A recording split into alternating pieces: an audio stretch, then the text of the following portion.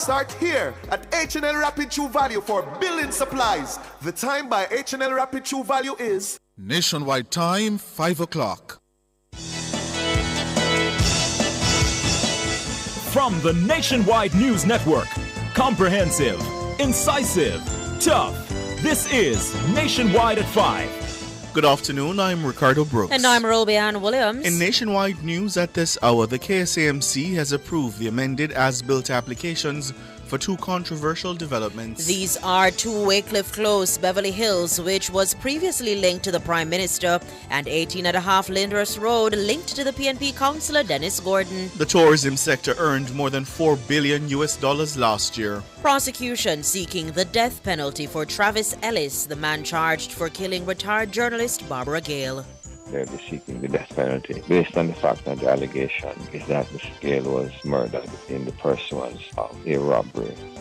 An amendment to the Sexual Offences Act seeking to decriminalize sex between consenting minors should be tabled before the end of the parliamentary year. In news from the rest of the world, U.S. announces $25 million reward for arrest of Venezuelans Maduro. The future of TikTok in the United States in limbo after the Supreme Court hears arguments today. In headline sports, a Jamaican Olympian and former sportswoman loses house in raging California fire. And later in our broadcast, in the cover story at 5:35, Children Rights Lobby Group Hear the Children's Cry has voiced its objection to a proposal for sexual intercourse between consenting minors to be decriminalized. They're instead asking for leniency for the offenders. We'll hear from spokesperson Priscilla Duhaney and the executive director of Jamaicans for Justice, Mikel Jackson. In public opinion at 6:26, we ask, should sex between consenting minors be decriminalized? Give us your comments by logging on to our Facebook page, Nationwide News Network, and by tweeting us at Nationwide Radio, and message us on WhatsApp at 876-285-5693. You can also leave your comments on Instagram at Nationwide 90FM. In the nation's business at 6:40, as talk surrounding a possible TikTok ban in the United States intensifies, should local content creators be concerned? Content creators Simon Tomo TV Tomlinson and Rajesh Isaac McLean will join us. And at 8, it's the A-Team with Dennis Brooks. All these and more as we take you home on air on your mobile. Nationwide 90 FM, Nationwide Radio, JM.com, and on the Nationwide app. Available on the Google Play and the App Store. This Friday afternoon, it's Friday, January 10, 2025.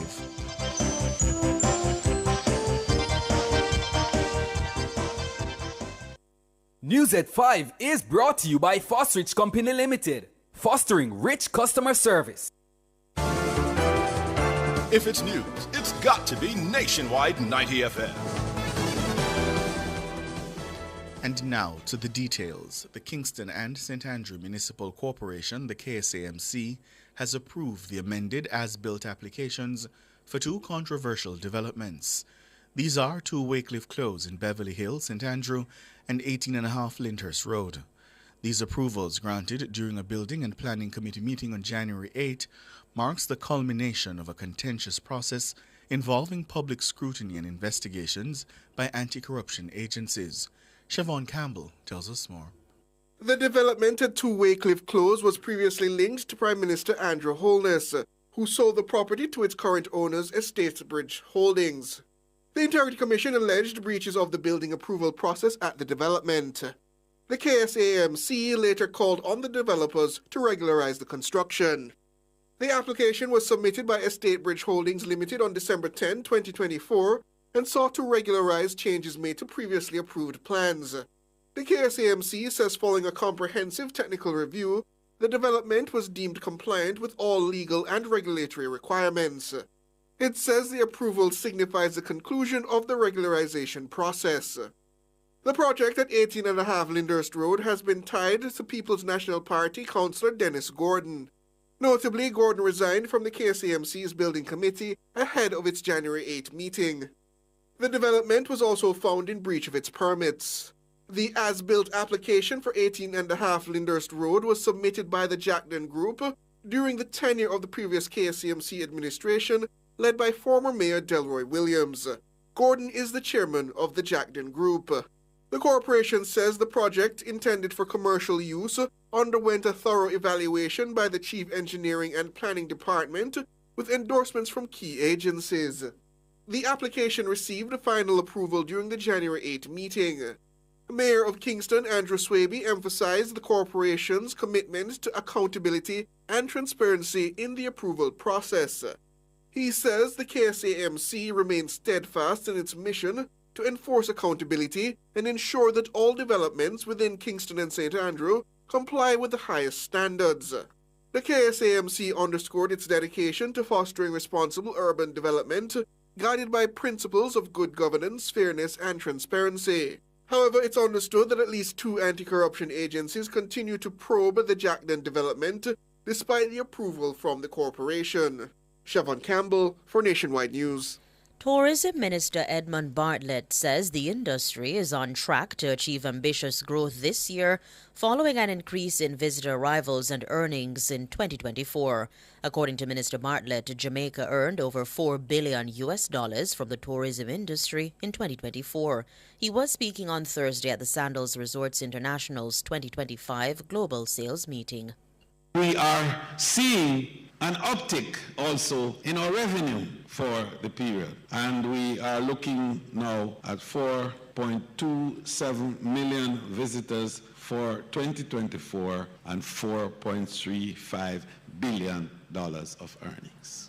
The 2024 end-of-year figures represent increases of 5.3% in visitor arrivals and 3.3% in earnings compared to 2023.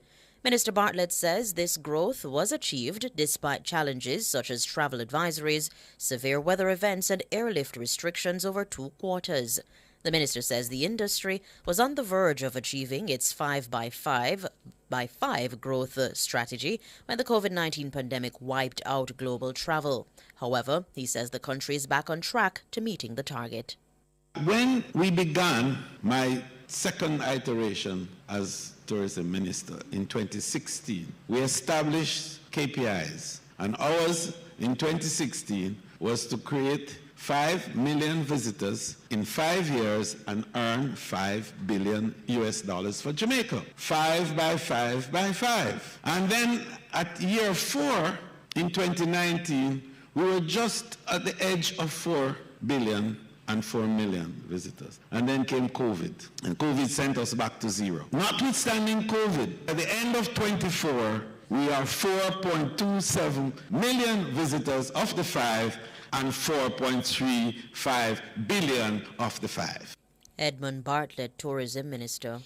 King's Counsel Tom Tavares Finson, who represents the man charged with the murder of retired journalist Barbara Gale, says every accused citizen has the right to representation in court.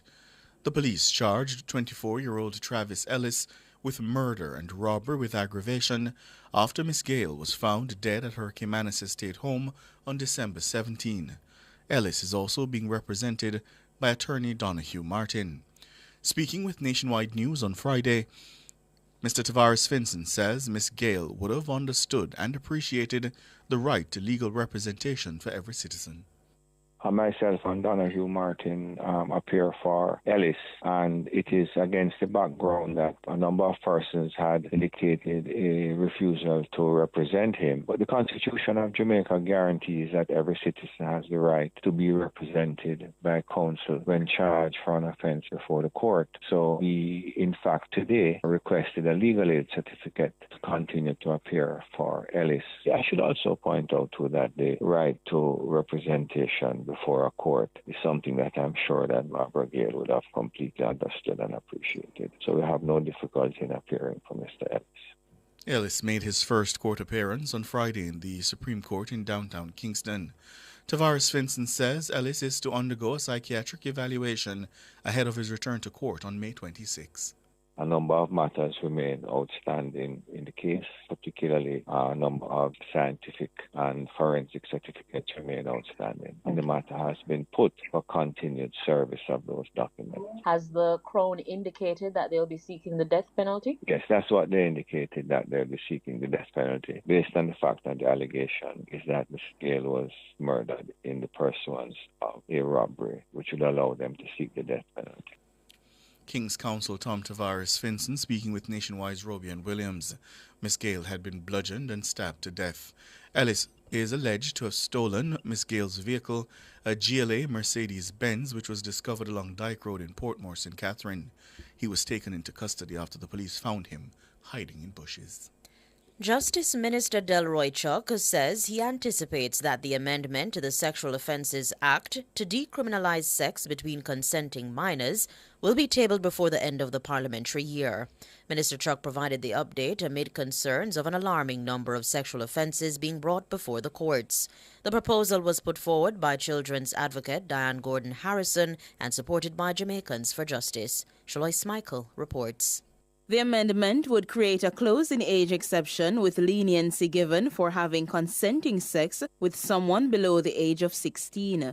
Minister Chuck says the proposal, which was put forward several years ago, would include a 4-year age difference between consenting teens. When the Joint Select Committee met perhaps over 6 years ago on several pieces of legislation, including the Sexual Offences Act, it was agreed that we should put in the bill, the new amendment to the Sexual Offences Act, that sex between minors should be decriminalized, and up to age 19, if a man age 19 have sex with a girl age 15, it would not be a crime. So there would be a 4-year difference. If it was consensual sex, it would be deemed matters to be referred to child diversion or some other agency. Minister Chuck says he anticipates that the amendment will be tabled before the end of the parliamentary year. It is a bit regrettable that the legislation has not been finalized, so I can take it back to Parliament to pass it. But it is something which I'm really hoping it can be done before the end of this Parliament. According to Minister Chuck, children who willingly engage in sexual activities among themselves should undergo social intervention rather than being dragged before the courts.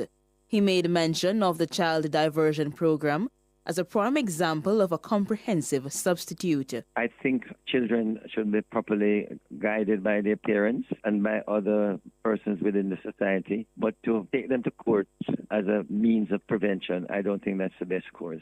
The child diversion program involves the parents, so the parents will be aware of what is happening, and it has been a very successful program to get children who are engaged in any form of immoral or illegal activity to get back on the straight and narrow path. So we're promoting these social justice services because we feel that they are alternative to the strict enforcement of the law by punishment. We use the moral suasion to get people to go on the straight and narrow path rather than punishment. Shalois Michael for Nationwide News. Prime Minister Andrew Holness says his government plans to hand over close to 6,000 social housing units to the poor and indigent Jamaicans.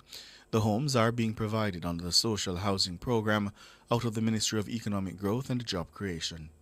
We are well over 300 houses under construction or delivered. The objective, of course, is to reach eventually about 6,000 units.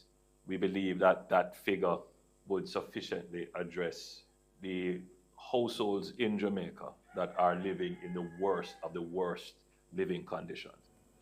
Dr. Holness was speaking during the handing over ceremony of a new social home in St. Mary on Friday.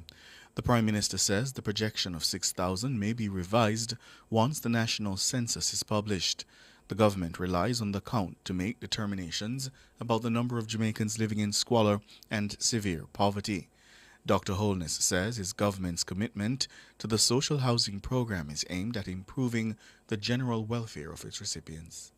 I want the people of Jamaica to know that this program is not just about housing. This program is about getting families back together and putting them in a position where they can live in peace with each other. So again, it's my great pleasure. Prime Minister Dr. Andrew Holness. You're listening to the news on Nationwide at 5. We'll have more after these.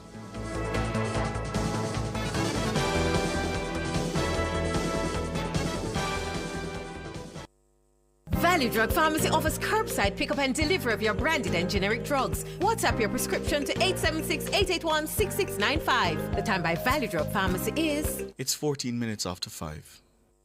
Rentokil Initial offers air purification solutions with triple filtration and unique auto-sensing capabilities that neutralizes malodor and replaces it with clean air. Call Rentokil Initial at 926-4236 for more details. The temperature by Rentokil is 29 degrees Celsius in Kingston, 26 Southwest in Montego Bay. Take your business to the next level. Join Jamaica Stock Exchange at its landmark 20th Regional Investment and Capital Markets Conference from the Jamaica Pegasus Hotel, January 21st to 23rd, 2025. 3 exciting days of powerful, inspiring, and innovative presentations. Hear from industry experts and entrepreneurs from the Caribbean, USA, Canada, Latin America, and Africa. Come, connect, and network. Reserve your spot at www.jamstockex.com or call 876-967-3271.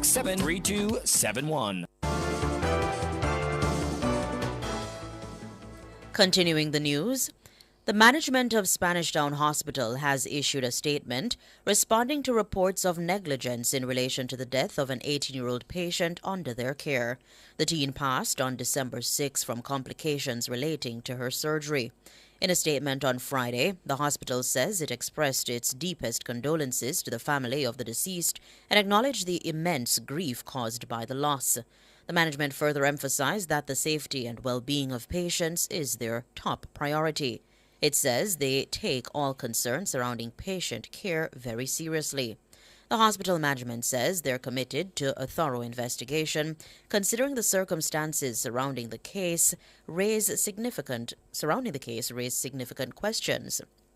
While the investigation remains ongoing, the hospital confirmed that a meeting was held in December 2024 with the mother of the deceased to address her concerns and provide initial support. The investigation is still in progress, and the final report will be submitted to the regional office at the Southeast Regional Health Authority, SERA, and the Ministry of Health and Wellness for further action. Spanish Town Hospital sought to reassure the public and the family that they are committed to upholding the highest standards of care and are maintaining open communication throughout the ongoing review process. The British High Commission in Jamaica has issued a clarification regarding recent media reports surrounding the United Kingdom's introduction of the Electronic Travel Authorization (ETA) requirement for visitors. The UK government has confirmed that Jamaican nationals are not impacted by this new rule and will still be required to apply for a visa for entry into the country. The new ETA policy, which came into effect on January 8, applies exclusively to nationals of countries that do not currently need a visa to enter the United Kingdom. These nations, often referred to as visa-exempt, will now be required to obtain the Electronic Travel Authorization before travelling to the UK. British High Commissioner to Jamaica, Judith Slater, emphasized the significance of the ETA as part of the UK's effort to enhance border security and improve travel management. The ETA is an online system that allows travelers from visa-exempt countries to apply for pre-approved entry into the United Kingdom. The ETA system will be required for all short-term visitors, including tourists and business travelers from eligible countries.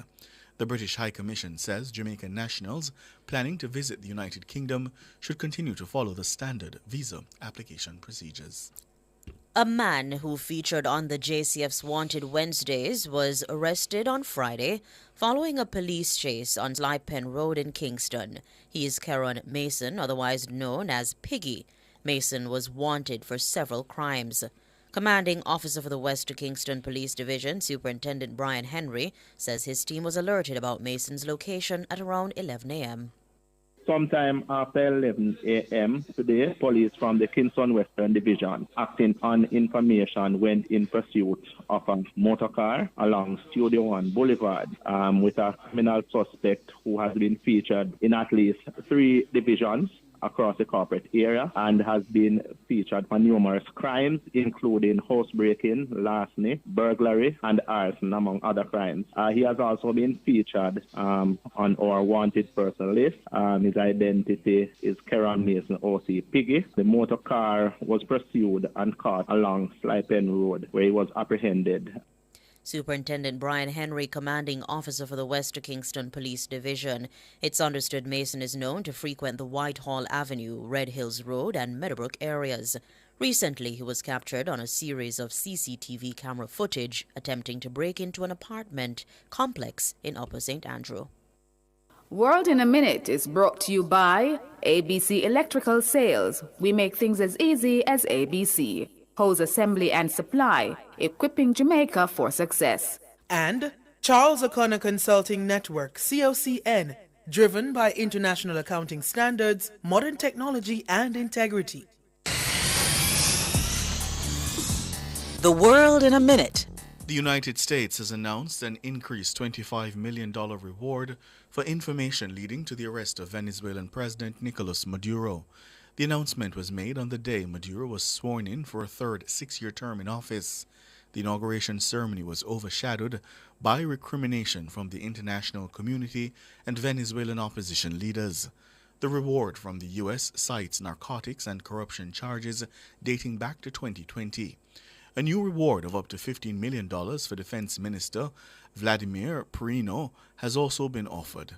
The UK also issued sanctions on 15 top Venezuelan officials, including judges, members of the security forces, and military officials. On Friday, the EU said it was extending restrictive measures against Venezuela because of the lack of progress leading to the restoration of democracy. The bloc also sanctioned 15 Venezuelan officials. Maduro and his government have repeatedly denounced many of the allegations made by Western countries and opposition leaders. The Chinese embassy in Washington has issued a statement criticizing the U.S. government for using state power to suppress social media platform TikTok. The future of the divest or ban law for TikTok now rests in the hands of the U.S. Supreme Court after a 3-hour hearing on Friday. The court's 9 justices heard from lawyers representing TikTok, content creators, and the U.S. government over whether the law requiring its ban in the U.S. threatens free speech. Former U.S. Solicitor General Noel Francisco stressed the ban would undermine that constitutional right for more than 170 million American users. But the government urged the justices to uphold the law passed by Congress last year. The Chinese embassy says Beijing will take all necessary measures to resolutely safeguard its legitimate rights and interests. Congress passed the law against TikTok with support from both the Democratic and Republican parties. It requires ByteDance to sell TikTok in the U.S. or cease operations on January 19. World in a Minute was brought to you by ABC Electrical Sales. We make things as easy as ABC. Hose assembly and supply, equipping Jamaica for success. And Charles O'Connor Consulting Network, COCN, driven by international accounting standards, modern technology and integrity. Recapping the top stories making nationwide news at this hour, the KSAMC has approved the amended as-built applications for 2 controversial developments. These are 2 Wycliffe Close, Beverly Hills, which was previously linked to the Prime Minister, and 18.5 Lyndhurst Road, linked to the PNP Councillor Dennis Gordon. The tourism sector earned more than $4 billion last year.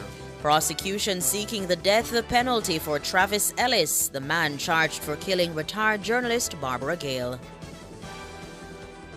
They'll be seeking the death penalty based on the fact that the allegation is that Ms. Gale was murdered in the pursuance of a robbery.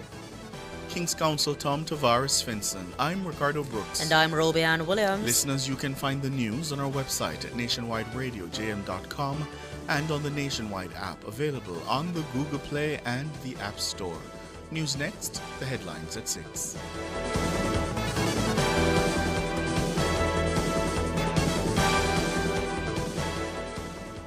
News at 5 was brought to you by Fosrich Company Limited, fostering rich customer service. None of mercy. This one is very classic, dedicated to all the schoolers who are taking beats. If you've ever struggled to pass an exam, then you'll know that students today are under great pressure to get good grades and secure qualification needed to move on to higher education. The problem is that too many students are struggling alone and could really benefit from connecting with hardworking teachers and other bright students in other parts of the country and the region. Join me, Dennis Brooks, this and every Friday evening from 8 to 9, with a repeat on Saturday morning from 8 to 9. For the A-Team, a study group on radio, my team of teachers, students, and experts will break down the syllabus, giving you information, tips, and past paper questions that will help you get top grades in your upcoming exams. Follow us on Facebook Live and on Twitter and be a part of the community. It's the A-Team, Fridays at 8 p.m. with a repeat at 8 o'clock on Saturday morning. It's your free extra class on radio and social media. And it's right here on Nationwide 90 FM, the revolution in media. Sports at 5 is brought to you by Total Tools. They almost always have it.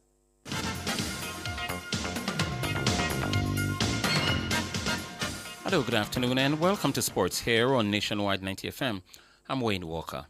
Three-time Jamaican Olympian Dr. Una Morris is one of the thousands of California residents who unfortunately lost their homes to the destructive wildfires in the greater Los Angeles area. The 77-year-old Morris, who competed at the 1964, 68, and 72 Olympic Games, was living in the Altadena area. Sources have told Nationwide Sports that Dr. Morris literally had to drive through thick smoke to escape as her house, like thousands others in the state, was burned to the ground. Morris was also a two-time Sportswoman of the Year winner, 1963 and 64. Another Jamaican standout, 1976 Olympic 200 meters champion Donald Quarry, also lives in California, but his neighborhood of San Dimas is currently out of danger's way at the moment. Legendary track and field agent QBC Gobin is also a resident of California. He too has not encountered any difficulty at the moment. Now, the 2025 Caribbean Premier League CPL bowls off on August 14 and runs through to September 21. This window was agreed between Cricket West Indies and the Caribbean Premier League, and once again there'll be no clash with the West Indies international matches. CPL released a statement today confirming that the 6 competing teams for the 2025 season will be defending champions St. Lucia Kings, Antigua and Barbuda Falcons, Barbados Royals, Guyana Amazon Warriors, St. Kitts and Nevis Patriots, and the Trinbago Knight Riders. The teams will compete across 34 games. Pete Russell, CEO of CPL, says the 2024 season was their most successful to date, and they're looking forward to building on that success in 2025. CPL says the window ensures that the best talent will be on display while avoiding any conflicts with the international cricket. The West Indies will resume on 273 for 7 on day 2 of their 3-day practice match against the Shaheen 11 at Islamabad Club. Amir Jangu 29 and Joshua De Silva 11 are the not-out batsmen. Alec Athanaze made 98 from 148 balls, which included 15 fours and a 6, while Craig Brathwaite, the captain, made 34, so too Mikhail Lawi and Casey Carty 22. Alec Athanaze says it was a spin-friendly pitch. It was a slow wicket. Didn't have much grass on it at first, but the ball did a bit, which was a bit surprising. It did a bit for the Pacers, but it spun a lot. So all in all, I mean, it suited my game a bit because I play spin very well. I sweep, I reverse sweep and stuff, but I mean, I would have loved 100. I mean, it was slow at first because I came in when it was approaching a break, so I was just trying to assess and see what was going on. I mean, we had a couple net sessions, but it's still time in the middle is still valuable. So I mean, it started up slow and then I kicked off right after the break, and then things started flowing on. Anthony says it was good to see other batters stepping up as well. It was good to see that we actually got chance to stay out in the wicket. Not just trying to survive, but also trying to score. And, it was good to see us finding ways to score in conditions that were so difficult for scoring. And playing the spinners, they were very good spinners, and playing them and actually picking off and scoring runs and things. That was the biggest point for us today. Alec Athanaze. Finally, in sports at this time, 22 match officials representing 15 member associations are gearing up for the start of the 2025 edition of the CFU Next Generation Referee course, which runs from January 17 to 19. The Barbados Football Association will be hosting the sessions. Launched in 2022, the initiative, supported by CONCACAF, provides Caribbean match officials with the prerequisites to matriculate to the FIFA Refereeing International lists. The course equips participants with theoretical and practical skills, ultimately leading to nominations for the FIFA rank. FIFA match officials and World Cup candidates Odette Hamilton of Jamaica and Crystal Sobers of Trinidad and Tobago will act as mentors. Over the 3 days, the match officials will undergo intense training on the field and in the classroom. The training days, the training transfers online with the instructors designing a bespoke program for the cohort, monitoring their progress and providing mentorship. Next generation students may also receive appointments to competitions such as the CFU Girls Under 14 Challenge Series slated for the summer. The in-person program continues at that time with more practical and technical training. And that will do it for sports. We're going to be back with more at 6:05.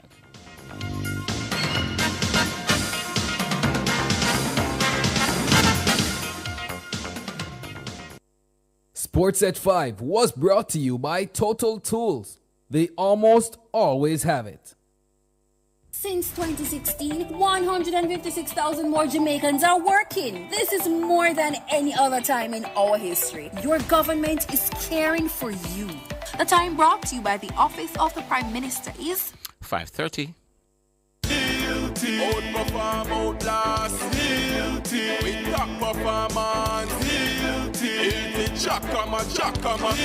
Reliable, full stop, not comma. We have the expertise for drilling and demolition. We have the power tools for plumbers and electricians. Fancy select tools, 3 parts and 3 repairs. 3 parts, 3 repairs. 2 to 3 years. Hilton, available at Delta Supply, 106 Hagley Park Road. Call us at 876-302-6111-4. Delta Supply, we service what we sell. Corian Solid Surface, so versatile and beautiful. It's non-porous, no sealing necessary, renewable and repairable, so easy to clean and maintain, and can be thermoformed into any shape. Choose Corian, the #1 solid surface in the world, when you want beauty and the best for your countertop. Visit Home International Limited, located at 104 Constance Ring Road. Telephone 755-1970 or 924-0437.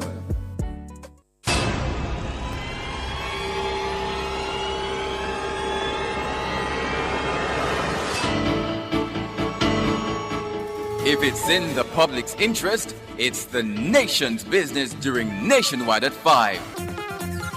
The nation's business.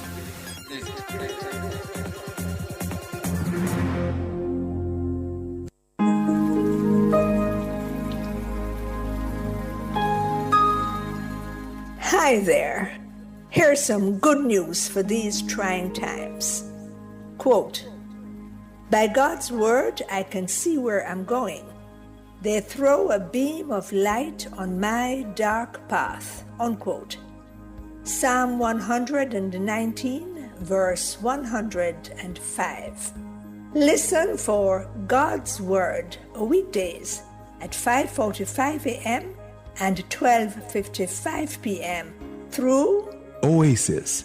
Stop by for a refreshing drink and share a God perspective for the day. Oasis, weekdays 5:45 a.m.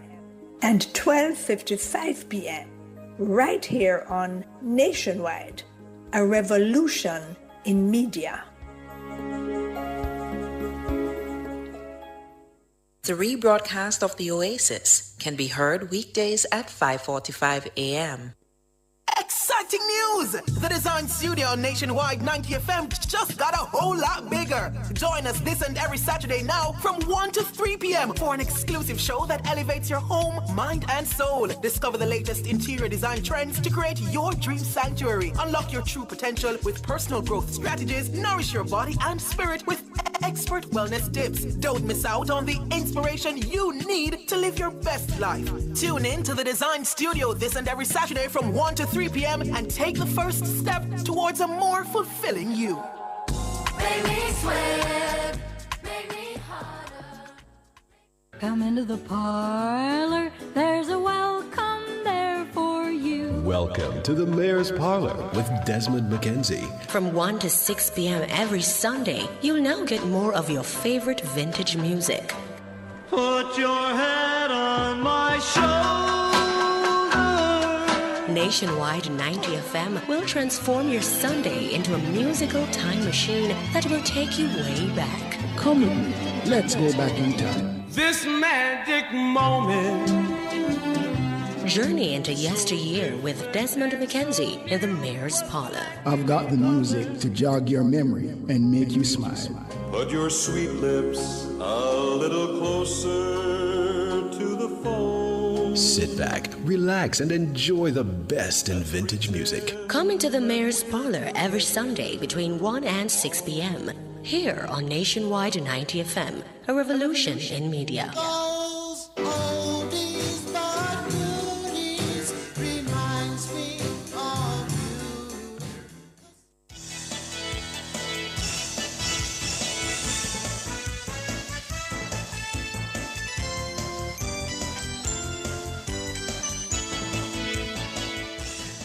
Good afternoon to you. Thank you so much for joining us here on Nationwide at 5. We hope we find you well. I'm Ricardo Brooks.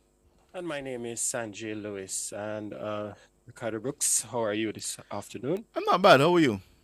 I'm wonderful. I'm just happy it's Friday. It's the weekend. So at least I don't have work tomorrow. All right. So I'm lucky. We're turning our attention this afternoon to a fairly controversial topic, yeah? Children's right lobby group, Hear the Children's Cry. They're voicing their objection to a proposal for sexual intercourse between consenting minors to be decriminalized. And their suggestion comes amid what's being described as an alarming number of sexual offenses being brought before the Home Circuit Court for trial. And the children's advocate, Dan Gordon Harrison, has urged Parliament to amend the Sexual Offences Act to decriminalize sex between consenting minors. The amendment would create what's called a closing age exception, especially where children under 16 may have been sexually experimenting. Under the exception, children who have sex with each other would not face criminal penalty. Mrs. Gordon Harrison was careful to stress that the exception would not apply if the interaction between the children involved force, fraud, coercion, or otherwise predatory behavior. Those acts would still attract criminal penalty. But Hear the Children's Cry says decriminalizing sex between minors is the wrong approach. And spokesperson for the group, Priscilla Duhaney, says the legislators must be careful that they do not spear the rod and spoil the child. She says experimentation is no defense or excuse. And when our news center checked with the Office of the Director of Public Prosecutions, we were told that a person convicted of having sex with someone under the age of 16 years old may face up to 15 years in prison. Mr. Duhaney says, while Hear the Children's Cry would not support decriminalization for minors found guilty of the offense, the group would support leniency in how offenders are treated. She joins us now to discuss further, and we're also being joined by the Executive Director for Jamaicans for Justice, JFJ, Michael Jackson. Good afternoon, ladies, and welcome. Hi, pleasant good afternoon. Good afternoon. Hi, good Michael afternoon Jackson. and Happy New Year. Happy New Year. Happy New Year to you both. Happy New Year to you. Thank you. Let me start with you, Ms. Duhaney. Could you elaborate on why Hear the Children's Cry is strongly opposed to the decriminalization of sex between minors? Well, for one, we must acknowledge that sex and sexual intercourse is such a sacred aspect of our development, our bodies, and if we are looking at it from a spiritual standpoint or religious standpoint, we want to preserve the innocence of children. So to decriminalize it, sometimes it may seem more so like we are allowing this, we are pardoning it, or we are disregarding the sanctity of our innocence. And so we are definitely against just this manner in which we are saying, decriminalize and try to use an entirely different approach when it is something we want to deter our youth from participating in. We see the ill effects that it has on children or eradicating one's innocence before time. But Ms. Duhaney, those efforts at deterring children, they've not really worked, have they? Because there are many instances, where the children are engaging in this kind of conduct. And as I understand, JFJ, and the children's advocate and even the justice minister to be saying is that what they're trying to accomplish here is not to overly or unduly punish some of the children with and disproportionately the boys at that with criminal records for something where both minors consented, both minors were experimenting. They're trying to avoid that kind of harsh adversarial punishment. Right. So, one of the things that, and I think it stems from our age of consent, because in one breath we are saying that they are consenting to something that by right they have no right to consent to. And so there's always that conflict that we will be having in our discussions. How can two persons under the age of 16 who doesn't have the right to consent to something, how are they excused in these circumstances? So that is one thing to make reference to, but we are also thinking about the fact that while we agree to some extent, and we have said this before, we're not saying that you can't use social interventions or other interventions and programs, diversion programs. We are in agreement with those, but we also don't believe that we should completely take away the right for the courts to apply the law where it is necessary. As you have heard us say, listen, you may have more than one children, and you want to ensure that this particular method of punishment or how you want to create obedience or behavioral management, it may apply to one and not the other. So if you have gentle parenting strategies, it may work for this particular child, but what about others? So you may not want to spare the rod and for that particular child. So you need to have more than one method that you are able to exercise and implement, and that is what we are saying. Don't decriminalize this, because there are circumstances, and also not allowing this to get out of hand. We don't want to open the floodgates, in spite of what persons may say that, it is too harsh or it is not helping at this moment. Yes, we can use the methods that are available as well as the social interventions to ensure that our children are kept grounded. Mm-hmm. Michael Jackson, from a human rights perspective, how critical is the proposed amendment to the Sexual Offences Act in addressing issues faced by minors? Well, I think the first thing I want to start by saying, I hear a lot of people talking about the age of consent and the implications for that. The first thing to appreciate is that there is no such thing as the age of consent spelled out as though you are thinking about it. Because when you establish, so in other words, two children can consent with each other to have sex.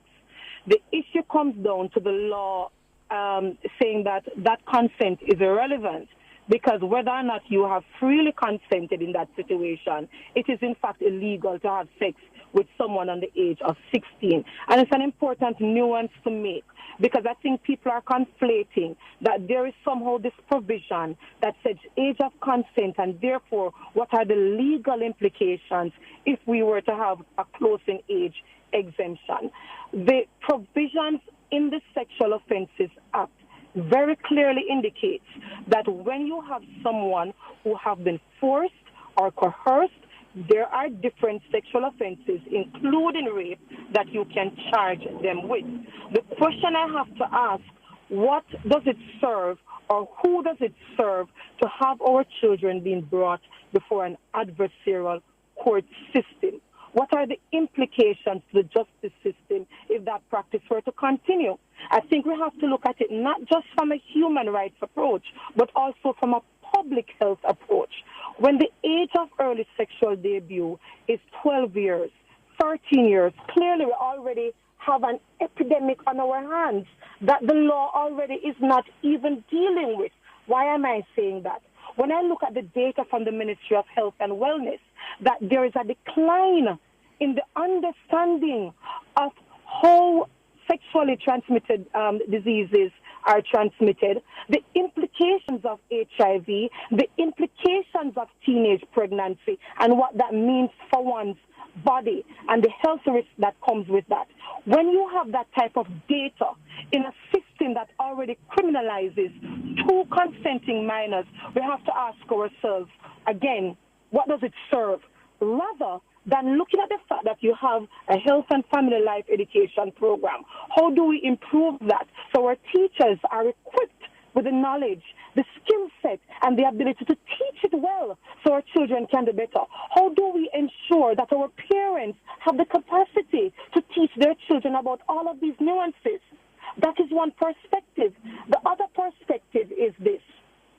You look at the criminal justice system. When you have all of these children coming before the courts to be considered for charge, what are the implications on court backlog for someone who is ensuring and wants to see their family who died at the hands of a gunman, a murderer, getting their day in court?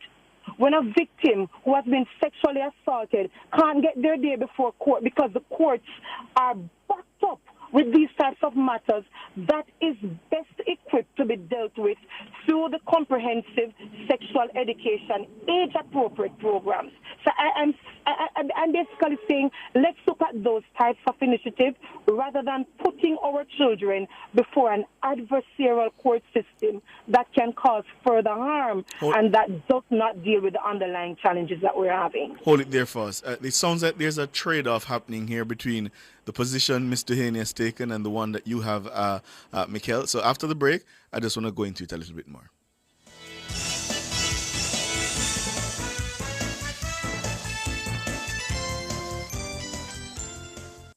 Clearing personal, non-commercial shipments at the port? Avoid the wait. Request a contactless clearance through your agent today. It's more efficient. It's secure. The time by the Jamaica Customs Agency is 5:46.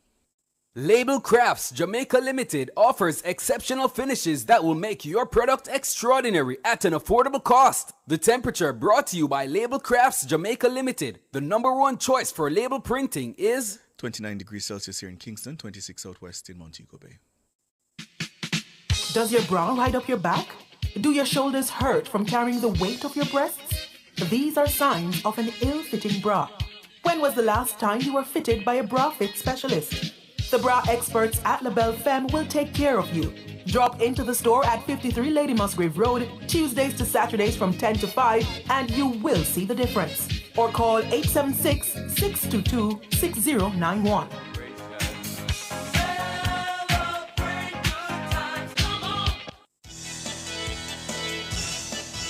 Thank you so much for staying with us here on Nationwide at 5. A proposal is before the Parliament to decriminalize sex between consenting minors.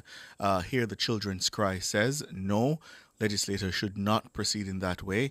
The Children's Advocate, the Justice Minister, and Jamaicans for Justice, they say it is an appropriate step to take for multiple reasons. Just before the break, Priscilla Duhaney of Hear the Children's Cry spoke to the sanctity of sex and how we should treat it as a society, and the fact that children ought not to be engaging in that kind of conduct in any event, and also the worry that if this were to be decriminalized, then we would be, quote, opening the floodgates.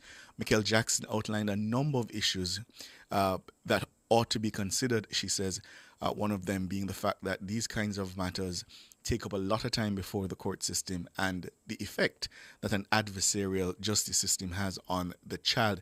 Mikel, why is Priscilla Duhaney wrong to suggest that, you know, to decriminalize this matter would be to open the floodgates in a way and to something that children ought not to be engaged in to begin with?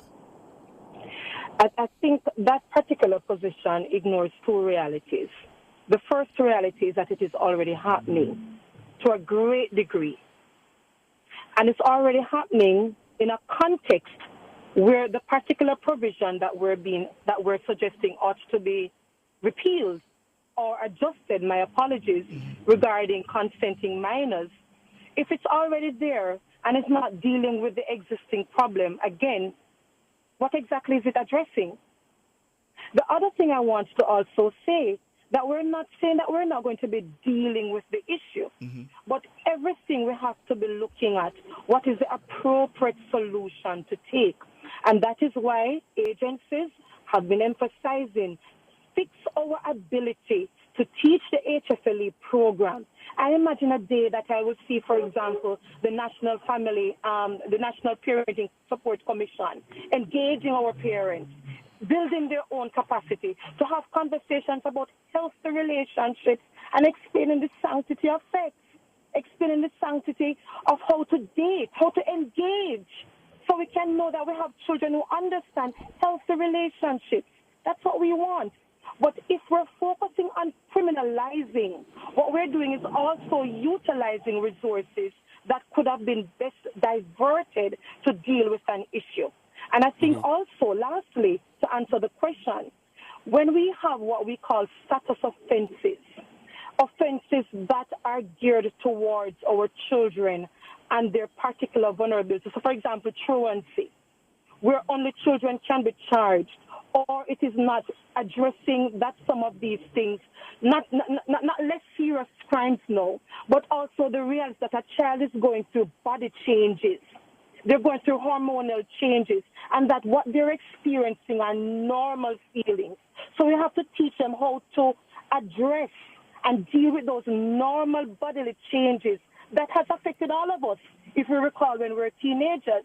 But it is the parenting and the support system that we got that would have also influenced how we managed those normal feelings.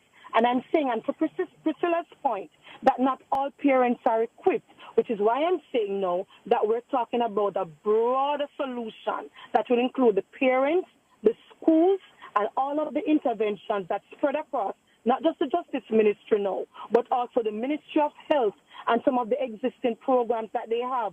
So if you go to the Halfway Tree JUTC center at this moment, you can go there as a teenager and get information from the unit that is in the park, and it's across other areas in the island.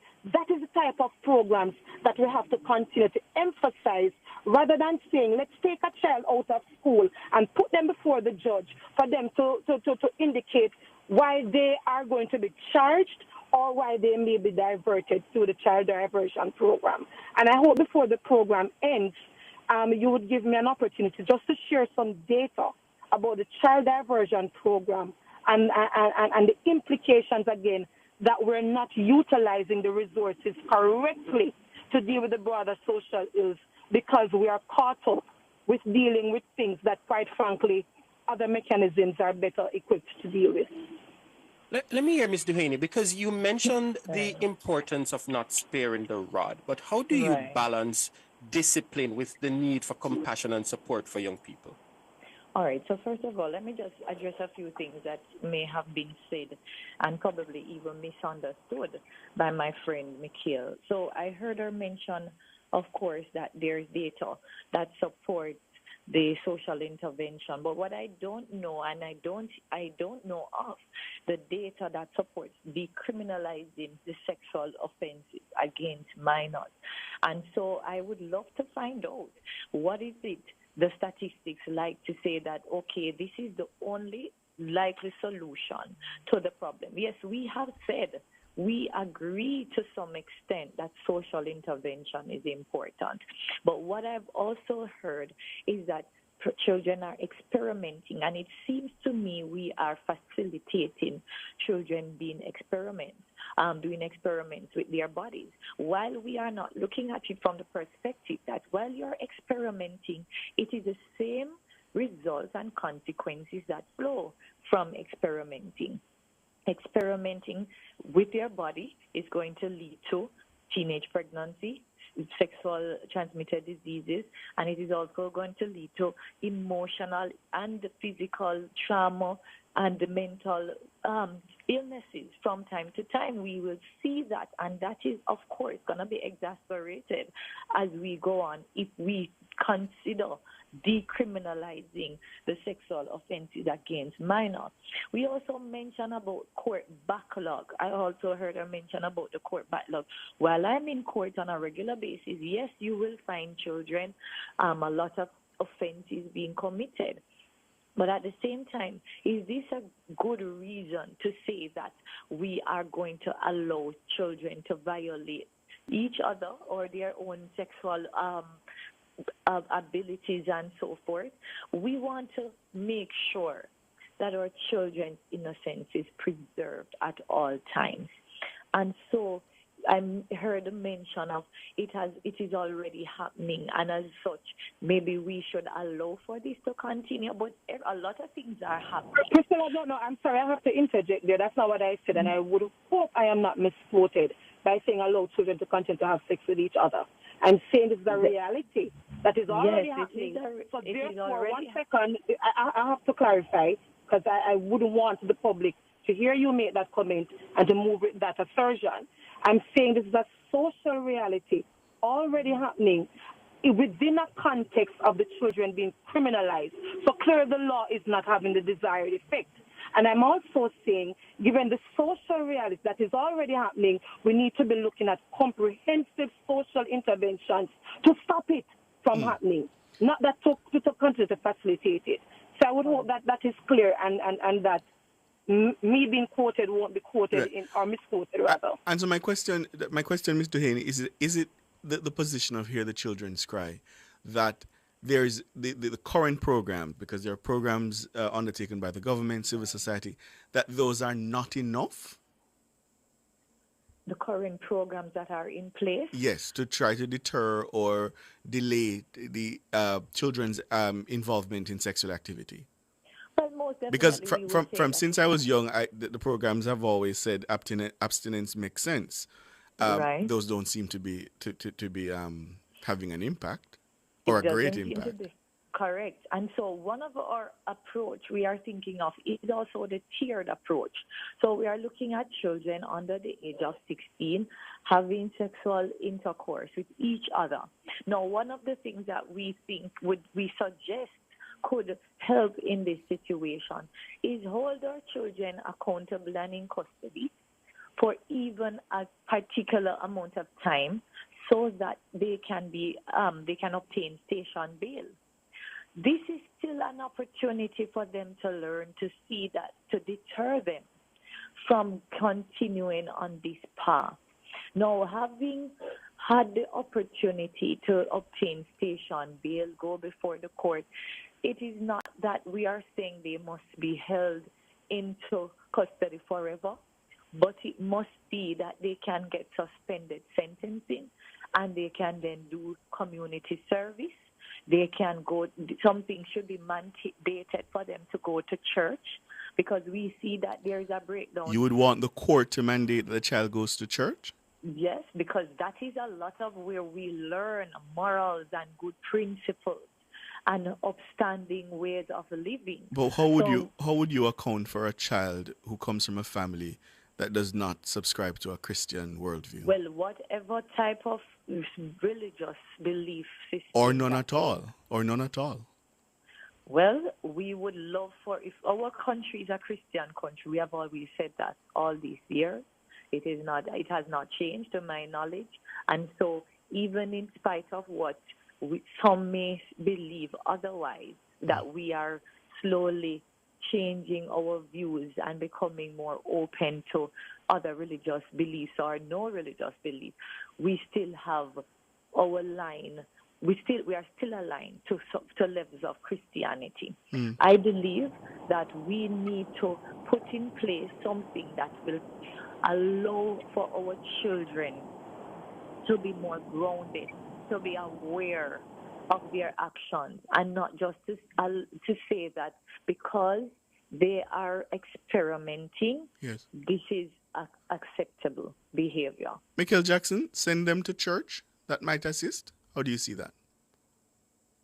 I think one of the challenges that we're having is that there's a lack of evidence coming from some groups regarding this dialogue, and it seems to be very religiously based. And we are a country guided by the Constitution. But I find it interesting that we're talking about the preservation of innocence, but at the same time, we are going to be ripping the innocence from children to land them before the possibility to be landed before, to be landed in prison for an extended period of time, possibly. Because at the same time, I think that the dialogue is also asking for the possibility that the judge may give suspended sentence, but the sentence would remain what it is. So we're now turning the judges into social workers. Why not again decriminalize and focus on the social intervention? But a point I wanted to slip, I know, which is why we're asking it to be decriminalized. But a point I wanted to indicate, when we look at the child diversion program and what it is intended to do, when you look at the number of offenses that I saw from the Ministry of Justice, some 730 offenses, right, in terms of children being diverted, 308 of them involve sexual intercourse with a person under 16. The possibility of those who could have been charged, not the ones that you heard in terms of the data recently, these are children who have been diverted, which means that they are not being charged. 246 were males compared to 62 females. So when you look at the child diversion program very quickly and what it is intended to do, you have to ask yourselves, is that the best use of resources when we see our children in conflict with the law that you want to prevent from going into the gangs and committing more serious crimes? So you have to ask yourself, are we utilizing our resources well when we could have decriminalized a particular offense and ensure that you have robust, comprehensive sexual education and other social interventions? Ladies, we unfortunately have to leave it there. We're out of time. I suspect the debate on the floor of the House and the floor of the Senate will be as robust.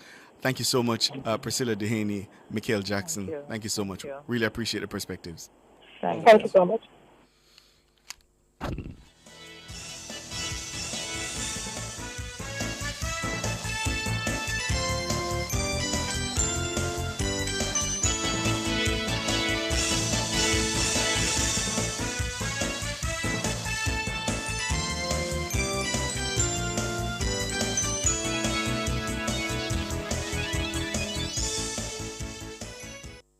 The time brought to you by Guardian Life. Live secure, live easy is... 6:01.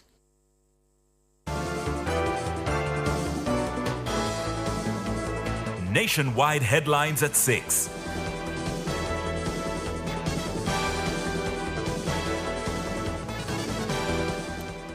Good evening with the headlines at 6. I'm Shalois Michael. Tourism Minister Edmund Bartlett says the industry is on track to achieve ambitious growth this year, following an increase in visitor arrivals and earnings in 2024. We are seeing an uptick also in our revenue for the period, and we are looking now at 4.27 million visitors for 2024 and $4.35 billion of earnings. The minister says the industry was on the verge of achieving its 5x5x5 growth strategy when the COVID-19 pandemic wiped out global travel. However, he says the country is back on track to meeting the target. When we began my second iteration as tourism minister in 2016, we established KPIs, and ours in 2016 was to create 5 million visitors in 5 years and earn $5 billion for Jamaica. 5x5x5. And then at year 4 in 2019, we were just at the edge of 4 billion and 4 million visitors. And then came COVID, and COVID sent us back to zero. Notwithstanding COVID, at the end of 24, we are 4.27 million visitors of the 5 and 4.35 billion of the 5. Edmund Bartlett, Minister of Tourism. Justice Minister Delroy Chuck says he anticipates that the amendment to the Sexual Offences Act to decriminalize sex between consenting minors will be tabled before the end of the parliamentary year. Minister Chuck says the proposal, which was put forward several years ago, would include a 4-year age difference between consenting teens. When the Joint Select Committee met perhaps over 6 years ago on several pieces of legislation, including the Sexual Offences Act, it was agreed that we should put in the bill, the new amendment to the Sexual Offences Act, that sex between minors should be decriminalized, and up to age 19, if a man age 19 have sex with a girl age 15, it would not be a crime. So there would be a 4-year difference. If it was consensual sex, it would be deemed matters to be referred to child diversion or some other agency. The proposal was put forward by children's advocate Diane Gordon Harrison and supported by Jamaicans for Justice. The amendment would create a closing age exception with leniency given for having consenting sex with someone below the age of 16. According to Minister Chuck, children who willingly engage in sexual activities among themselves should undergo social intervention rather than being dragged before the courts. I think children should be properly guided by their parents and by other persons within the society. But to take them to court as a means of prevention, I don't think that's the best course. The child diversion program involves the parents, so the parents will be aware of what is happening. And it has been a very successful program to get children who are engaged in any form of immoral or illegal activity to get back on the straight and narrow path. So we're promoting these social justice services because we feel that they are alternative to the strict enforcement of the law by punishment. We use the moral suasion to get people to go on the straight and narrow path rather than punishment. Delroy Chuck, Minister of Justice. Prime Minister Andrew Holness has dismissed suggestions of placing additional taxes on imported foods as a means to drive growth.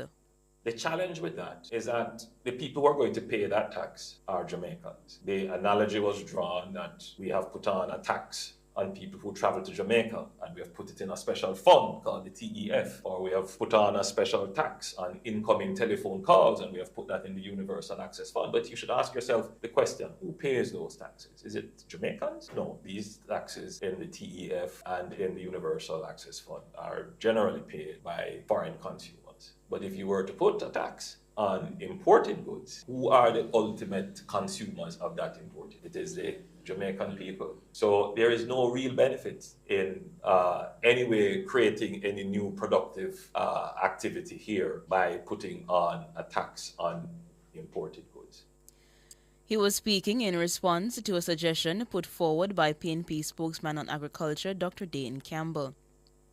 Dr. Campbell suggested a tax on imported food items to support a dedicated fund for the development of the agricultural sector.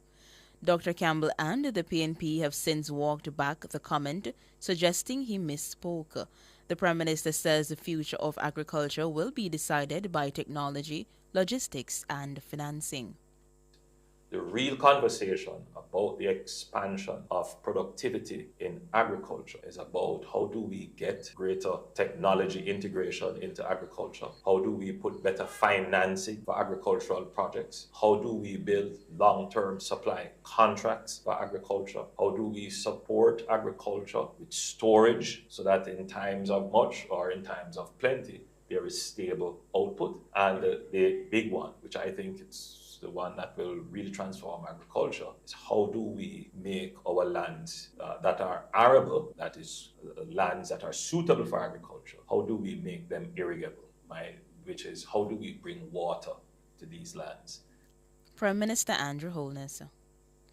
Meanwhile, Prime Minister Holness has hailed the late Robert Russell as a true visionary and a patriot whose contributions to the country's business landscape are unparalleled. He was delivering a tribute at Mr. Russell's funeral at the Montego Bay Convention Center in St. James on Wednesday. The government of Jamaica is very proud of his accomplishments and his achievements. We acknowledge and recognize his contribution to building brand Jamaica, particularly in entertainment and tourism. I know that part of his enduring hope was that the government would develop a permanent place for festivals and concerts in this part of the island. I would like to say to the family and to everyone gathered here that this is something that the government is seriously considering. So Duxie was a great man. You could also say he was iconic, and he left many iconic brands here. Prime Minister Andrew Holness. Mr. Russell died on December 11 last year at the age of 76. He operated the popular Pier 1 restaurant in Montego Bay, where he lived for almost 40 years. Mr. Russell was also part of the team that founded Reggae Sumfest in 1993. Those were the headlines at 6. I'm Shalois Michael. Sports is next.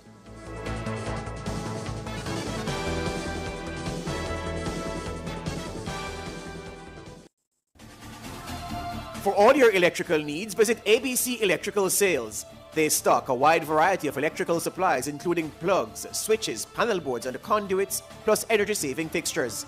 ABC Electrical Sales stocks brands like GE, Siemens, Philips, Cutler Hammer, and Allen Bradley. They also offer free island-wide delivery just to suit your needs. Visit them at Shop 8, Hagley Park Plaza, Kingston 10, or call 876-754-3714-5 or 876-754-3825-8. ABC Electrical Sales, for a better choice in the electrical business. Excelsior Pass Students Association Network of Champions cordially invites you to our 94th Annual Founders Day, Sunday, January 19th, 2025, under the theme, Honoring Our Legacy, Building Our Future. Church service commences at 9 a.m. in the auditorium, located at 137 Mountain View Avenue. Guest speaker, Bishop Dr. Marcel R. Fullwood, class of 1983, Partners Worship Center, Canada. Following the service, join us for brunch and entertainment at 11 a.m. in the auditorium. Entertainment by Harold Davis, Prilly Hamilton, Akeef Nugent, and Shanika Jeffrey. Contributions only $5,000. For further info, call us at 876-898-8294 or email xlcrpsasecretariat@yahoo.com. Don't you miss it.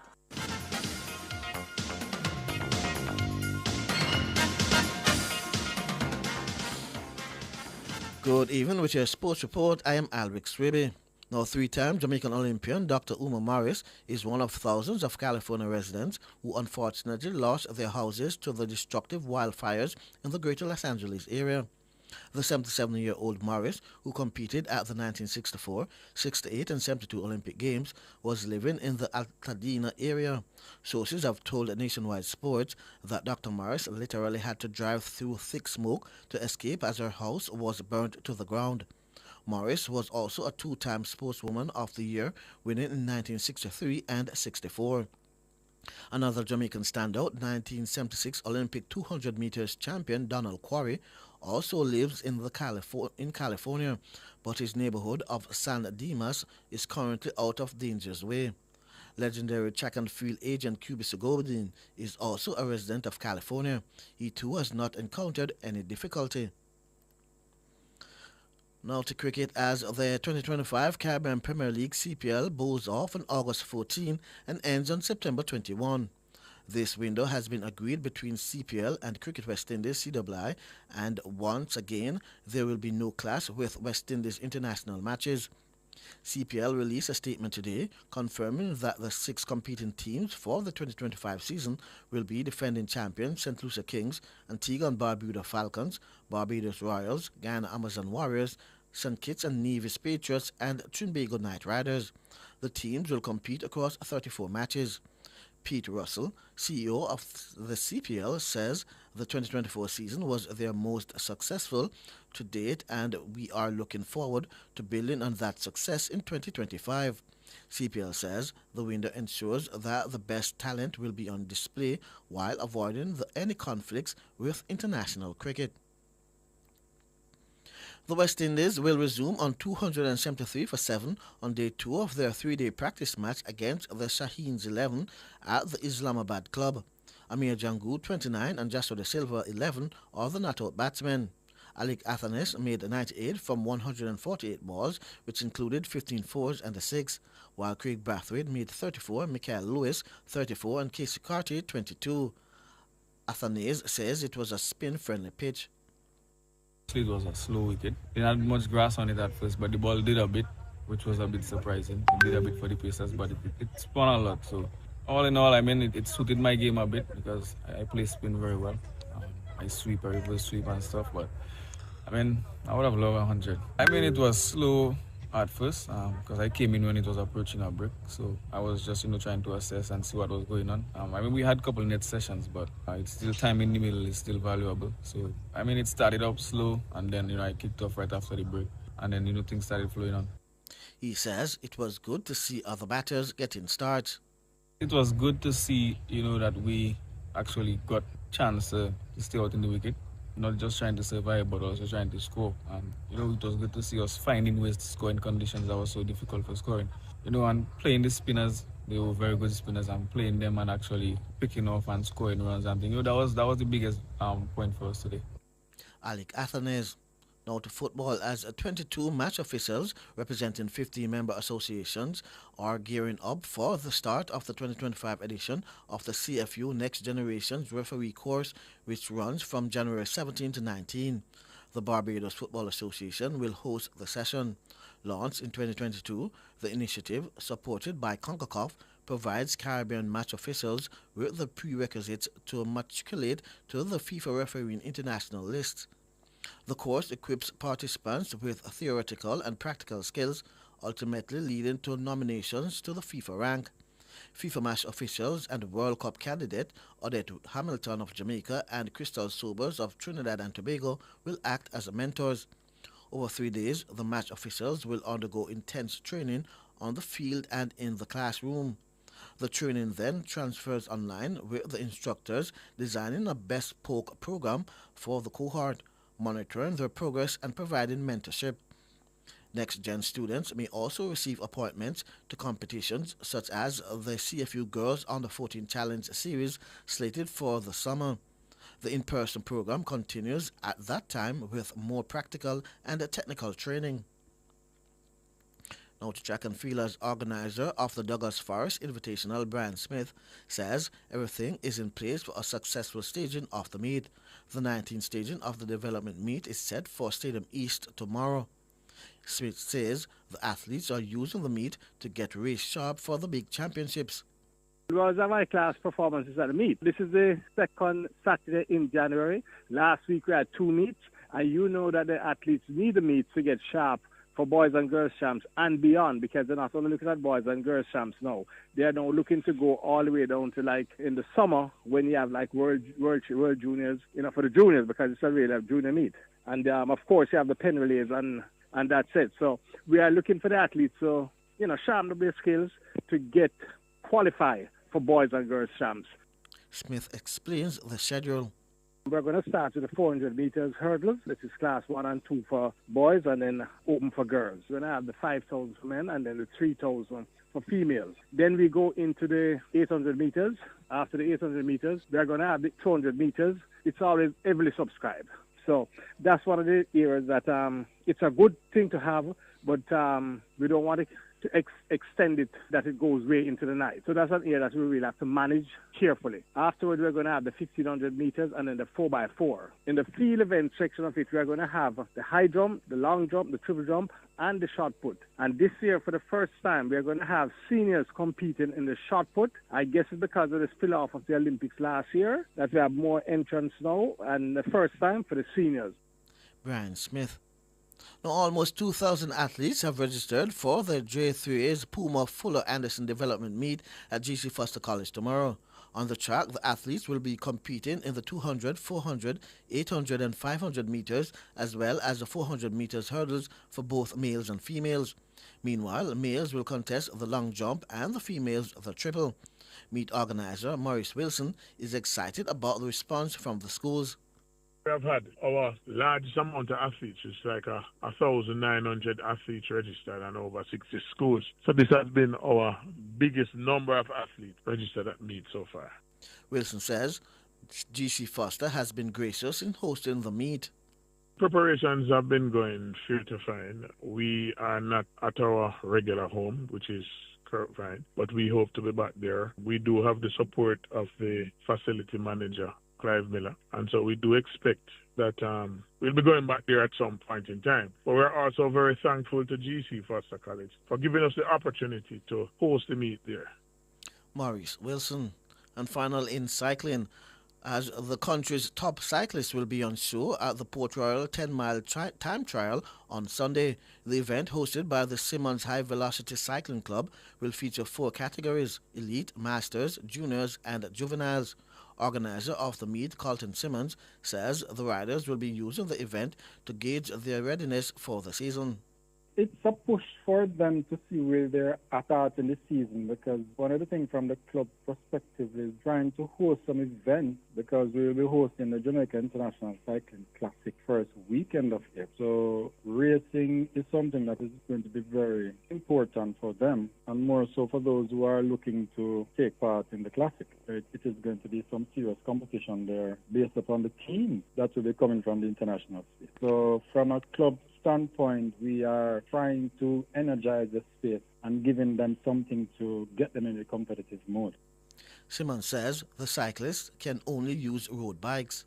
Using time trial bikes, it tends to give an advantage, and a lot of riders who may not necessarily have a specialist bike by way of a time trial bike. So we're trying to keep the playing field standard. So everybody will be using their standard road bike, and no time trial pegs will be allowed also, which gives an aerodynamic advantage. So it's standard road bikes for everybody. Carlton Simmons, I'm Alric Swiby, and that's your sports.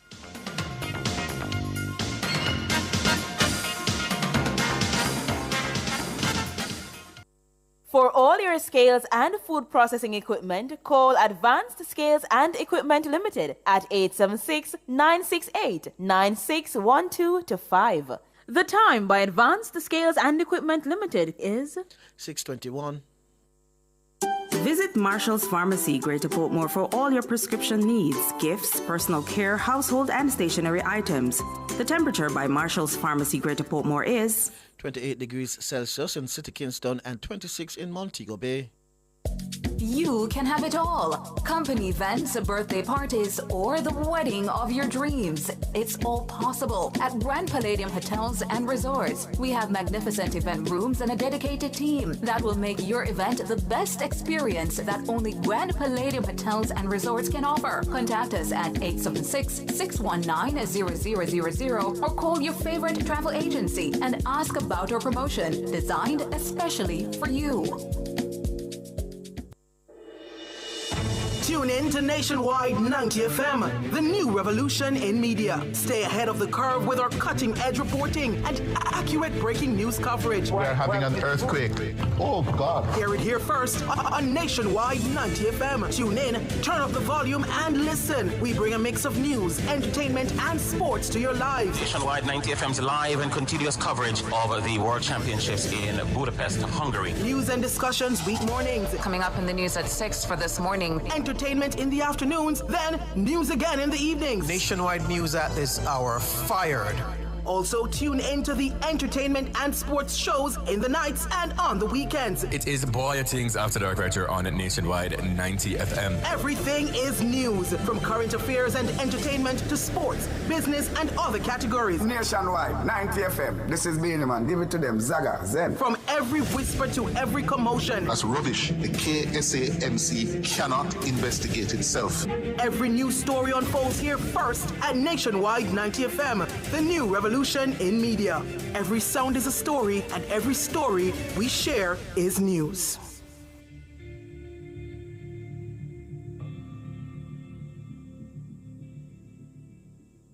Public Opinion is brought to you by Cleasing Industrial Supplies Limited, Industrial Automation and Control Solutions. Good evening, and welcome to Public Opinion. I'm Robianne Williams. A special good evening to our friends on our YouTube platform. Thank you so much for tuning in. We invite you to weigh in live in the comments section on today's Public Opinion.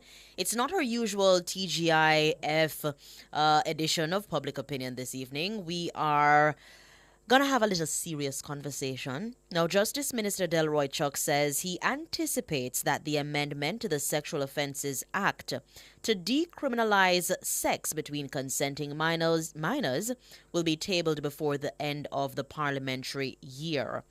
Minister Chuck provided the update amid concerns of an alarming number of sexual offences being brought before the courts. The proposal was put forward by children's advocate Diane Gordon Harrison and supported by Jamaicans for Justice. Now, the amendment would create a close-in age exception with leniency given for having consenting sex with someone below the age of 16. Minister Chuck says the proposal, which was put forward several years ago, would include a 4-year age difference between consenting teens.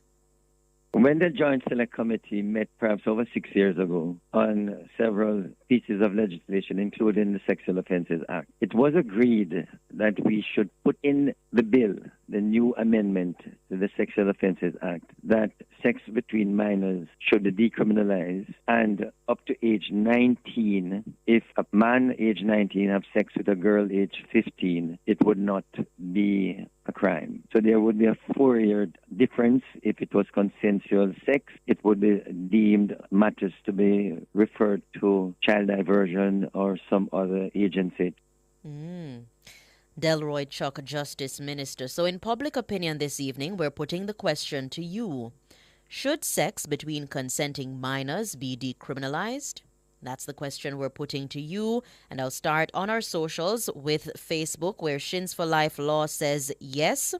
Reasons, decriminalized or not, it's not going to stop. School children are having sex more than adults. And we cannot criminalize teens for consensual intercourse. Implement a program to teach them about protecting themselves from childhood pregnancies and sexually transmitted infections. Michelle Bernard is saying no. If they are minors, they'll make minor decisions. Which of them would be charged, seeing both aren't mature to know the real danger?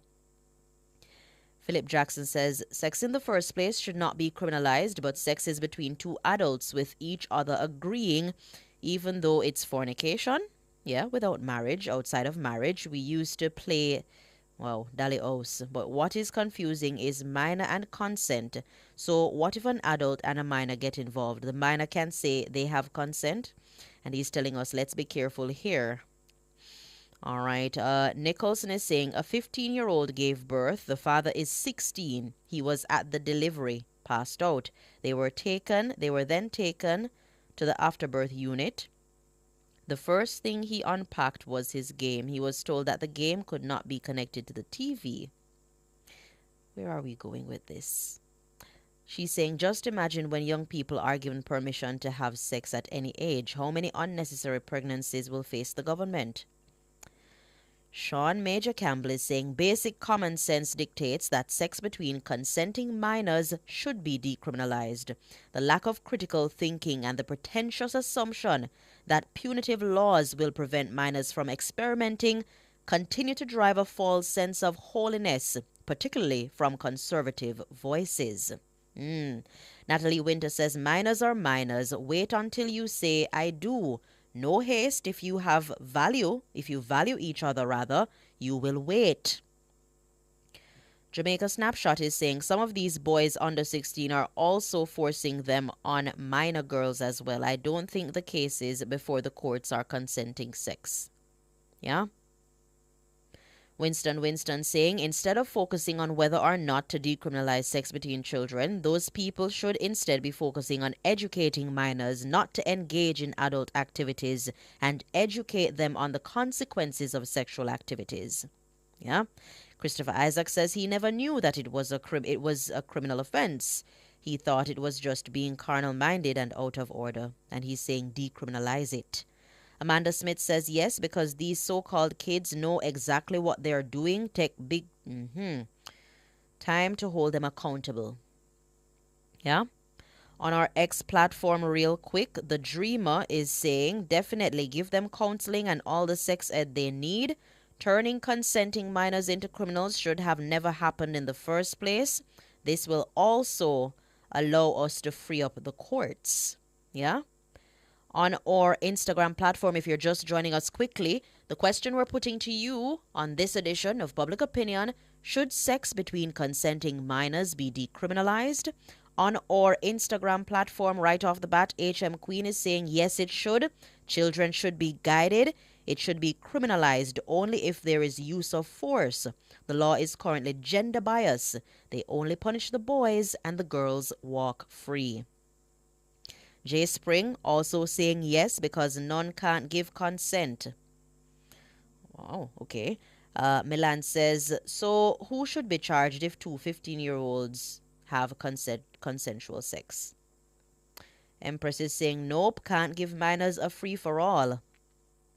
Let me see if I can get in a few more. Boss ladies saying everything that is wrong in Jamaica we can guarantee.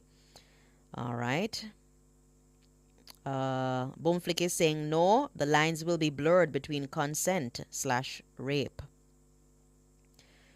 All right, let me see if I can get into the comments on our YouTube platform. Should sex between consenting minors be decriminalized? Mitzi Blue is saying sexual relationship comes with lots of responsibilities. Sex is not for children. Indeed. She also saying this makes me angry. Children cannot consent to sex. Killian Henry is saying that should never happen, my friend. The children having children thing will be turned up until it buck. Aishan Khan believes that kids are kids. My daughter was married, and when baby started crying at nights, she carried her to my bed and said, it's my time to care. I can relate to that. In terms of the carry the child to... I can relate to that aspect of it. Affectionate is saying, no, can they take care of babies? Christopher Young, how can a minor give consent when in law it said a child under the age of 16 can't give consent? Yeah. Andre Lawrence is saying minors cannot consent to sex. This is a risky road. Joe Money says clearly most people here do not understand the issue, but that's not new. Start Girl believes that there will be more unwanted babies. Garfield Edwards saying there is a law against theft, so if people continue to steal, should we say the law does not make sense? And he's saying that minors cannot consent to breaking the law. All right, let me see if I can get in a few more. Scrolling up to see the comments here. Yeah, I'm looking to see if there are any comments up at the top. All right, let me see what's being said down here. Ronald Grant is questioning why only the boy getting charged.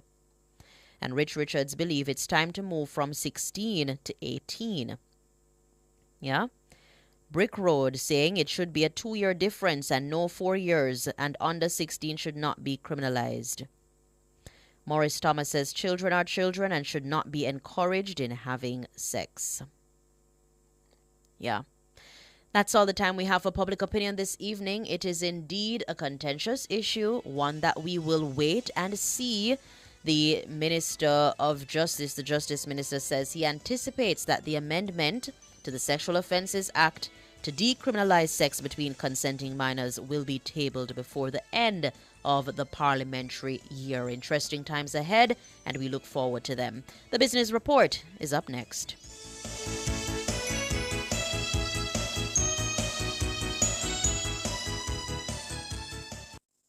Public Opinion was brought to you by Cleasing Industrial Supplies Limited, industrial automation and control solutions. Drive the most exciting new vehicles in Jamaica. Schedule your 2024 Ford Ranger pickup or Ford Everest 7-seater SUV test drive now. Call or visit KIG today. The time by KIG is 6:33. Annual eye examinations not only assess your vision, but may be life-saving. Eye tests may detect serious health issues that go beyond your vision. Call IQ Optical to schedule your comprehensive eye test today. The temperature by IQ Optical is 28 degrees Celsius in Kingston, 26 Southwest in Montego Bay.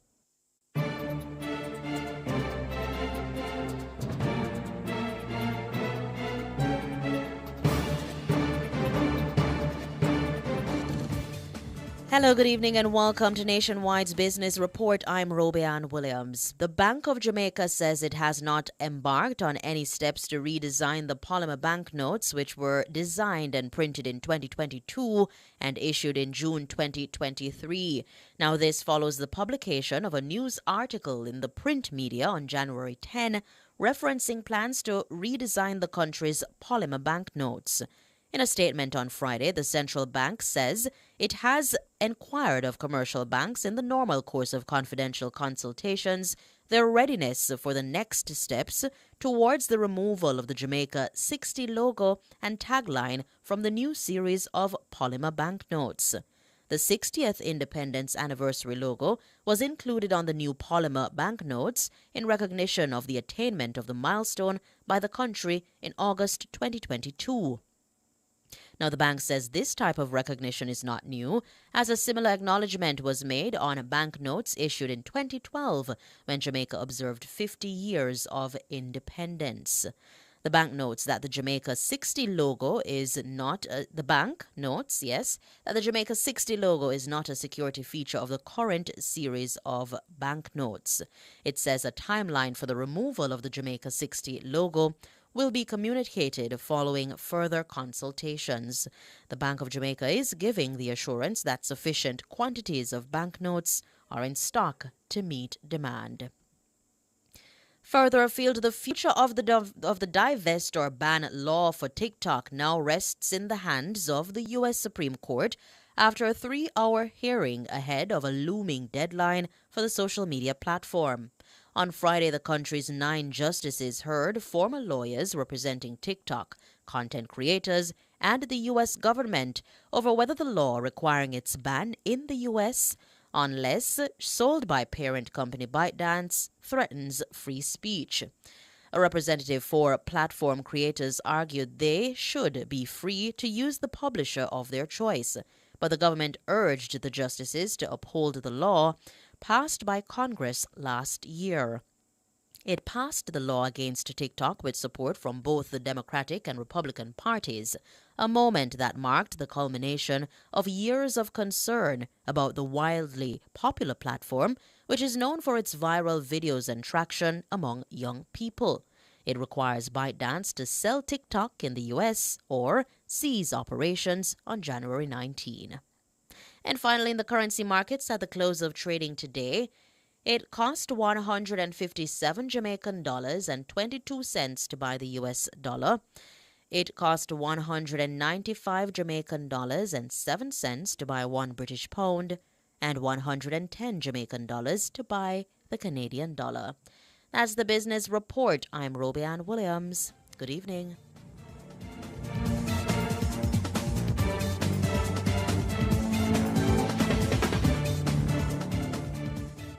The management and the staff of the Jamaica Customs Agency extend the very best wishes to you and your family for a safe, peaceful, and enjoyable holiday. Whether you're effecting clearance at the port, traveling to and from the airport, or undertaking other transactions, we urge you to travel safely, use good judgment, and stay within the speed limit. We thank you for your support throughout 2024 and look forward to a healthy, prosperous, and productive new year. Happy New Year from Jamaica Customs. Plug into the sun with Peak Energy Solutions. We are your affordable provider for everything solar. Grid tie or off-grid solar P systems, solar air conditioners, panels, lithium batteries, solar supplies, and installation. Visit us at Shop 1, 3 Mosquito Valley Road, Red Hills, St. Andrew. Call 876-279-8820 or 944-0668. Or email us at peakenergysolutionsja@gmail.com. Peak Energy for everything solar. It's the weekend and the youth are taking over the airwaves. Yes, we are the new voices and faces of the Talk Up You radio show. The voice of the Jamaican youth right here on Nationwide 90 FM. After a busy week of work and school, come and wine with Jamaica's #1 youth radio show. We're bringing you entertainment, fun facts, and staying true to youth development and advocacy. Catch the action each and every Saturday as we roll out buzzy segments. What say you? Youth for chat. Life skills. Global Connect. And Bust the Youth. That's the Talk Up Youth radio show Show, Saturdays 11 a.m. to 1 p.m. on Nationwide 90 FM. Talk up you, Miss Effie. Talk up you, don't miss it. Undeniable that we should be together. The true beauty of music is that it connects people. It carries a message. It speaks to you. It changes you. And that's exactly what we do just for you every Sunday as we take you to Urban Paradise, 9:10 a.m. to 11 a.m. Urban Paradise is our weekly musical journey that will serve up 110 glorious minutes of positive storytelling through music, mixed in with inspirational features to provoke thought and to heal the soul. Like a dream come true, just wanna be with you. So join me, Diane Ashton Smith, this and every Sunday, 9:10 a.m. to 11 a.m. here on Nationwide 90 FM, a revolution in media. Urban Paradise, opening our hearts, connecting to others.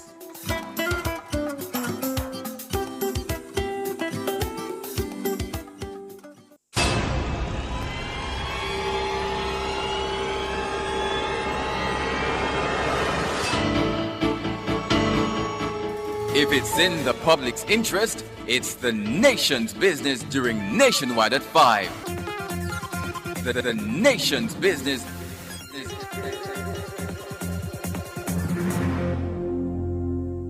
None of mercy.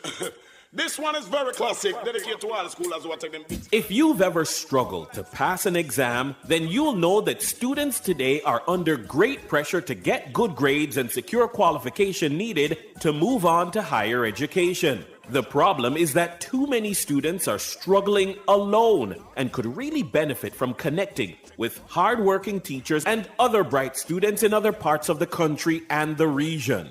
Join me, Dennis Brooks, this and every Friday evening from 8 to 9, with a repeat on Saturday morning from 8 to 9. For the A-Team, a study group on radio, my team of teachers, students, and experts will break down the syllabus, giving you information, tips, and past paper questions that will help you get top grades in your upcoming exams. Follow us on Facebook Live and on Twitter and be a part of the community. It's the A-Team. Fridays at 8 p.m. with a repeat at 8 o'clock on Saturday morning. It's your free extra class on radio and social media. And it's right here on Nationwide 90 FM, the revolution in media.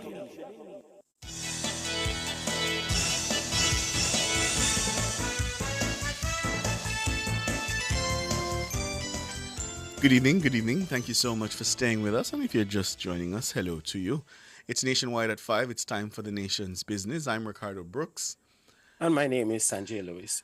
And we're turning our attention now to a ban. The countdown is on for a potential ban or sell proposal for the social media platform TikTok in the United States. The U.S. Supreme Court heard arguments this morning, and a majority of the justices appeared likely to uphold the controversial ban on TikTok. This arising from concerns about the ties to China. The app is owned by Chinese internet company ByteDance. Justices threw pointed questions at lawyers for the social media app and a group of its content creators. During more than 2 hours of oral arguments, many of the justices appeared to view the sell or ban law approved by Congress in April. This not as one that primarily implicates the First Amendment, but rather as an effort to regulate the potential foreign control of an app used by 170 million Americans. The law is set to take effect January 19 unless the High Court steps in to block it temporarily. A decision on the question of the ban's implementation could come quickly, long before the justices resolve any underlying questions about speech protection. So, as those talks are intensifying, should local content creators be concerned? We're now being joined by two such creators, Simon Tomlinson and Rajesh McLean. Gentlemen, good evening. Yes, good evening. What's going on, guys? Evening. Thanks for having me. All right, let me start with you. Not a problem. Let me start with you, Simon. Do you think Jamaican creators should be concerned, or? Yeah, of course. Definitely. I mean, America is one of the largest markets in the world. And, if you look at analytics on TikTok, it shows you which region, who watches most of your videos. I'm sure a lot of Jamaican content creators are watched by a lot of users, even from the diaspora, in North America. So it definitely is going to affect the local TikTok scene. And Rajesh, how significant is TikTok to your work as content creators, and what impact would a ban have on your brand and income? Well, for me, TikTok has changed my life. For the past 2 years, I have been doing social media full time. I've been streaming, which it means that I stopped doing my regular 9 to 5. Been depending on TikTok for the past 2 years steadily. So this ban would definitely affect people in Jamaica, in other parts of the world, because as Simon just mentioned, is that the U.S. they have a big impact on TikTok. Many of the gifters that come on and support people are from the U.S. All right, hold on, Reggie. So for some of our older listeners, explain to them, because you said, you've gone full-time social media content creator and you rely on TikTok. Explain to them how that works. How that works. How do you earn from a platform like TikTok? So there are many ways in which you can earn from TikTok. It's truly my favorite platform, the best social media platform to come about. Streaming is the easiest way to earn. Once you go live, you stand a chance to receive virtual gifts from your supporters, and also based on the content that you post, if people are enjoying your content, they can also send you virtual gifts that way. And there's just a myriad of things that you can do to earn from TikTok, as also you can create series, which you can charge people to subscribe to if they want to see your exclusive content. So when I see somebody say, send me a lion or send me a universe, that's a gift. Yeah.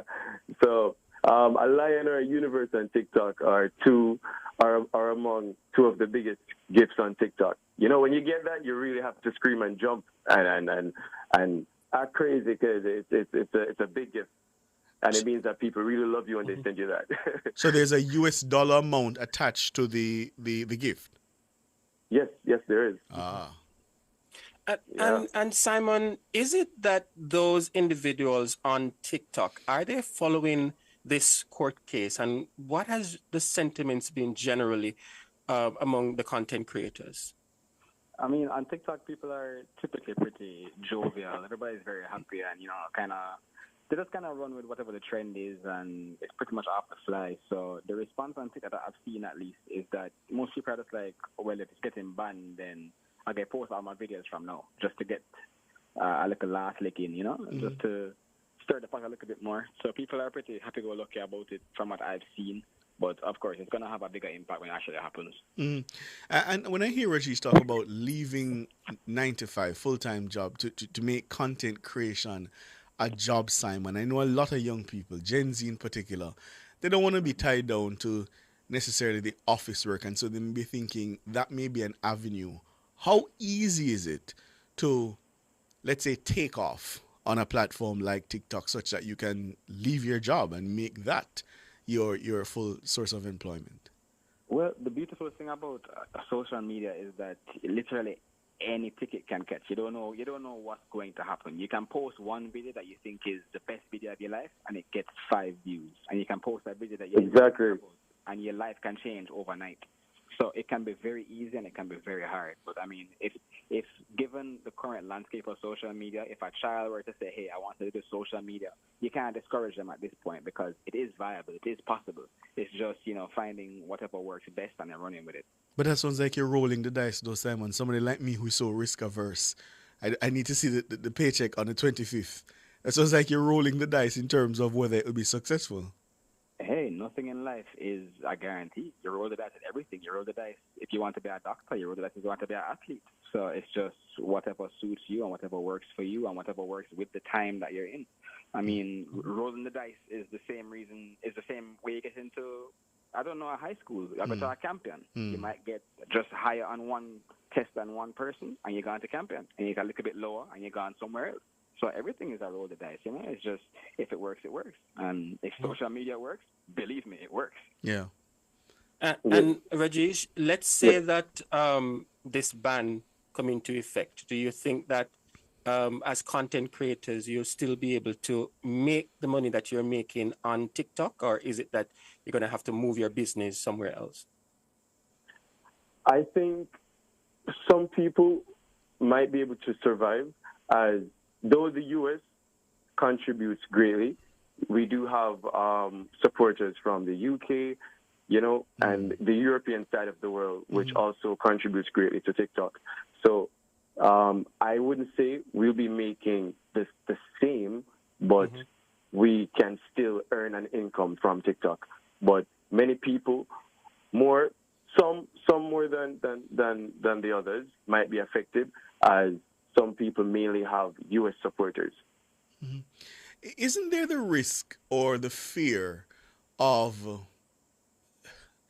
scamming? I mean, in other words, how do you ensure that the people who are asking for the gifts are not nefarious individuals? How do people decide who to gift? Is it just if I like you, that's just it?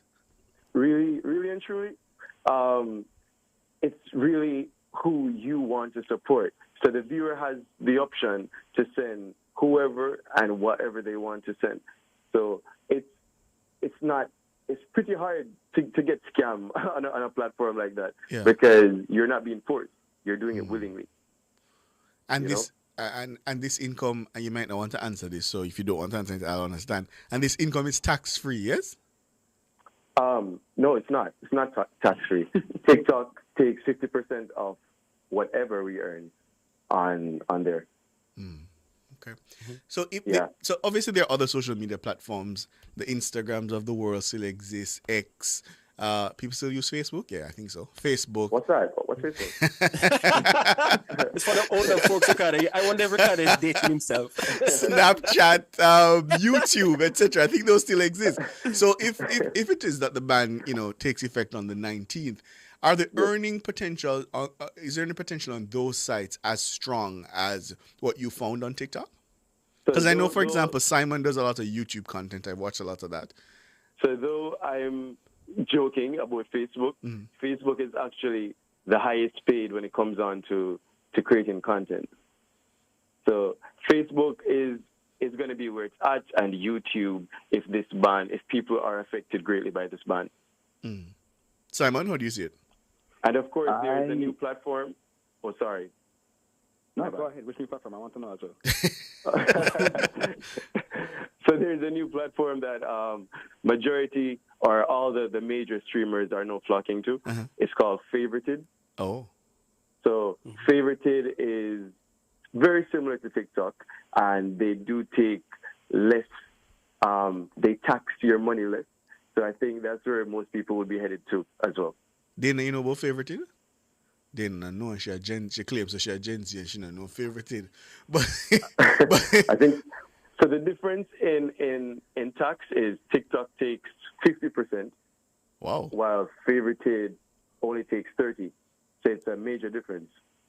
And before I hear Simon on the other platforms, do you share the concern expressed in the United States about the Chinese influence on TikTok? That your data may be mined by the Chinese government, that there's a security risk. Has that ever factored into your decision making? This question is from you, Simon. It's for you. I'll go to Simon in a second. Okay. Well, to be honest, I am not worried about that. The only thing for me is I know that whenever I click this live button, whenever I create my content and I put it out there to the world, like people receive it and appreciate it and show me their appreciation, and that's all my focus have been. So it's just do what I got to do, make what I got to make, and keep on going. Understood. Simon, the other platforms, I've seen you on YouTube. I've seen some of your content elsewhere. I think I've also seen stuff on X. Is it as lucrative as the TikTok platform? Well, I mean, the TikTok being banned in North America doesn't. I earn differently. I don't do the whole live video. To be honest, I haven't even managed to wrap my mind around that yet. So I haven't gone that route. So again, bringing it back to other ways that you can earn on these platforms. You do earn through companies who want to buy into videos. So for example, any local company that says, "Oh, we want you to make a video for any of your platforms," and you still earn in that way. So there are other ways to earn. Again, I don't earn from the live video, so that to me isn't really a concern. So the way that I have decided to monetize my social media is through advertisements with other companies. So that is another road that you can take, and I don't see. It can be affected based on the TikTok ban in North America, but of course, you still have built your platform and other platforms, like you said, my YouTube or Instagram or anything else, to the point where hopefully these companies also will still say, yeah, we'll put money there. So, hopefully it doesn't hurt the earnings in that way. And I've seen a lot of, maybe I'm exaggerating by saying a lot, but I've certainly seen a significant amount of controversy on these platforms. I see people cussing people about gifters. I see people cussing people about who they should gift. Is that just contained in specific pockets, or is it a larger problem? I think that's a societal problem. I don't think that is a TikTok-specific problem. I mean, if you look at the trends on social media, or look at what goes viral fast, it's always negativity. So anytime somebody has something negative to say, that's what spreads, and then you have the group mentality where one person starts screaming, everybody else starts screaming when nobody was screaming before. So I think it's more to speak on society or just social media in general, because you have that same kind of connotation when it comes to X or Twitter, that is a very negative space. Everybody says everything, and you see companies like the Facebooks, like the YouTubes, when it comes to community. What's the word? Community. I forget what it's called. Guidelines to verify information that's being posted. So it's a society thing. It's not really a TikTok specific thing, because to be fair, I don't see much negativity on my TikTok, but that's just my algorithm and what I see. So it could be different for different people. Rajesh, how do you see it? I do agree with Simon. It's really a societal problem. It's because with all these platforms, it's the same people that you have on there, and I don't get too much of that on my FYP or on my platform either, because I steer clear of it. So it's really what you like, and that's how the algorithm works. Anything that you like or you watch, it tends to show those type of content more so often. And it's also very sad that people actually do gravitate to negativity or find entertainment in it.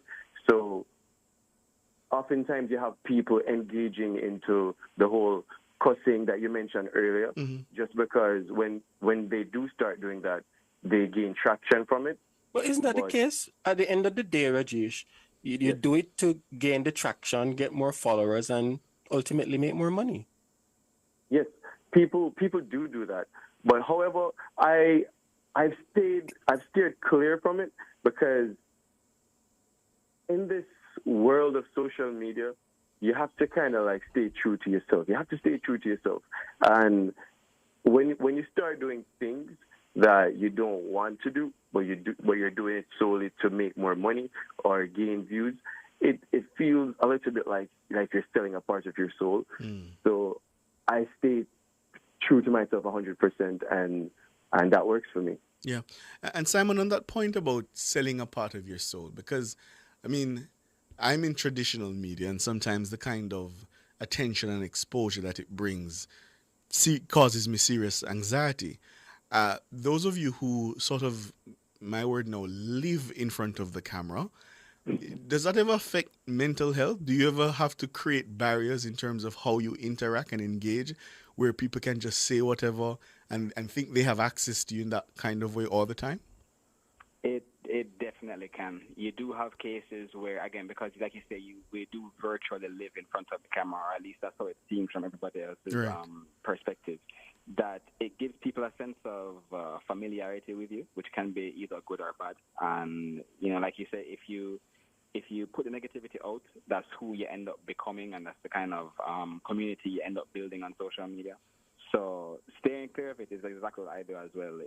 You can cultivate your own type of following, which is why I guess I don't get much negativity when it comes to mine either.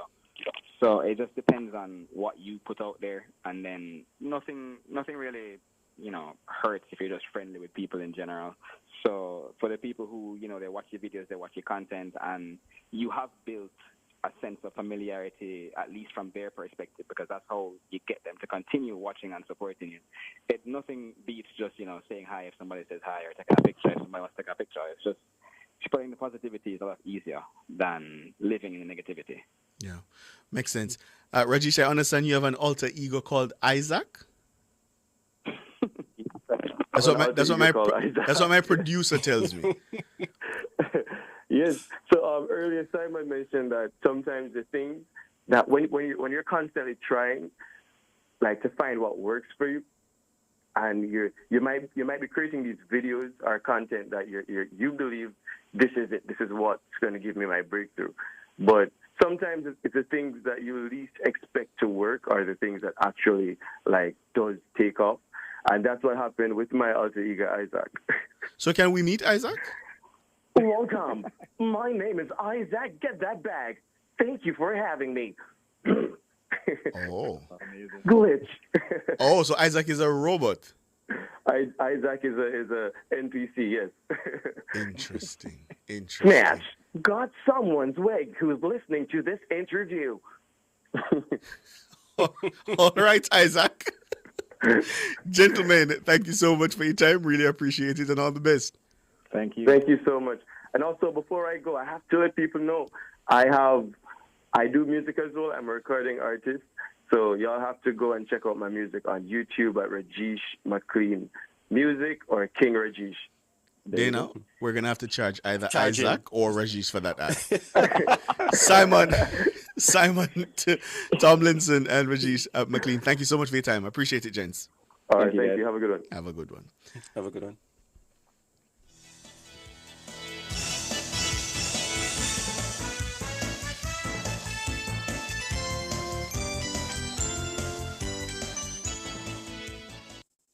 GK1 now introduces third-party motor insurance from GK General Insurance. Download and log into the GK1 app, then select one of 3 affordable third-party options. The time by GK General Insurance is... It's 7:01. It's flu season. Take DPH adult or children's formulation and eliminate your sniffling, coughing, sneezing, and itching. The temperature by DPH, minimize the symptoms, maximize the relief, is... It's cool. 28 degrees Celsius here in Kingston, 26 out west in Montego Bay. None of mercy. This one is very classic, dedicated to all the schoolers who are taking them. If you've ever struggled to pass an exam, then you'll know that students today are under great pressure to get good grades and secure qualification needed to move on to higher education. The problem is that too many students are struggling alone and could really benefit from connecting with hardworking teachers and other bright students in other parts of the country and the region.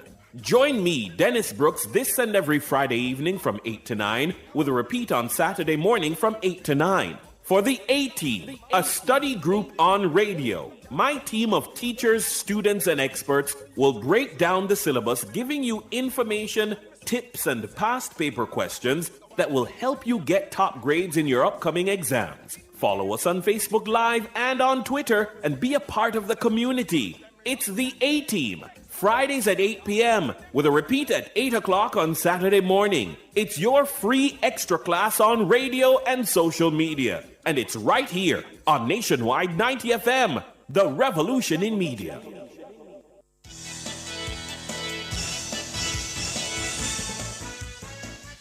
Two minutes after 7. We're on the final lap now. Thank you so much for staying with us. I'm Ricardo Brooks. And my name is Sanjay Lewis, and we're turning our attention to a statement made by Prime Minister Andrew Holness, and he says he hopes his administration can continue the trend of not adding new taxes over future budget cycles.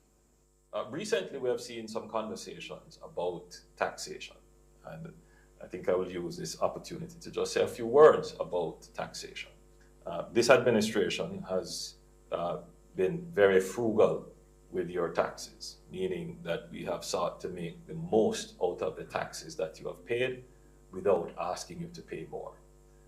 We have, for the last 9 budgets, not put on any net new taxes on the people of Jamaica.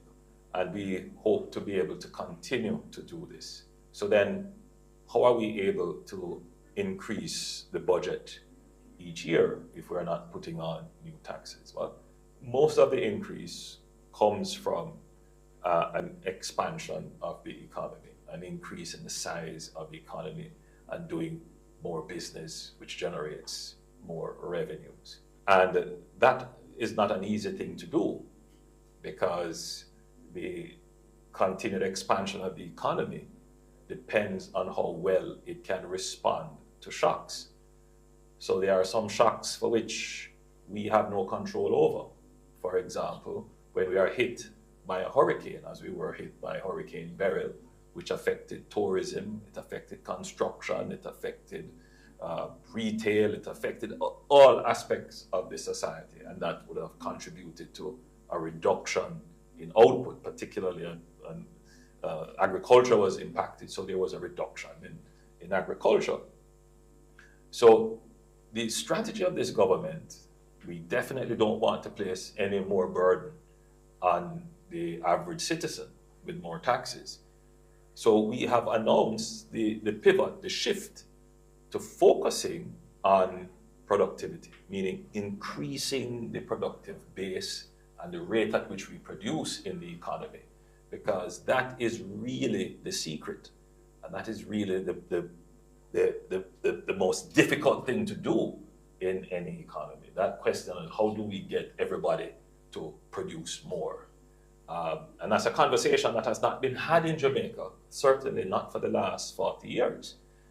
Now, politicians will always find it easier to speak about putting on a new tax, because that just seems to be the easy thing to do.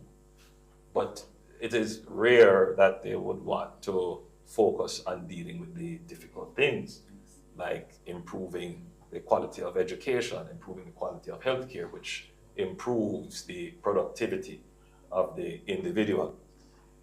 So I just wanted to be clear to the nation about taxation. This administration has tried its best not to put on additional taxes. Prime Minister Andrew Holness there. He was speaking in response to a suggestion put forward by PNP spokesman on agriculture, Dr. Dayton Campbell. Dr. Campbell had suggested that the PNP would add a little something, those were the words, on imported food items to support a dedicated fund for the development of the agricultural sector. Dr. Campbell and the PNP have since walked back the comment, seemingly suggesting that he misspoke. Well, the Prime Minister dismissed the suggestions of placing any additional taxes on imported foods as a means of driving growth. Instead, he says the future of agriculture will be decided by technology, logistics, and financing.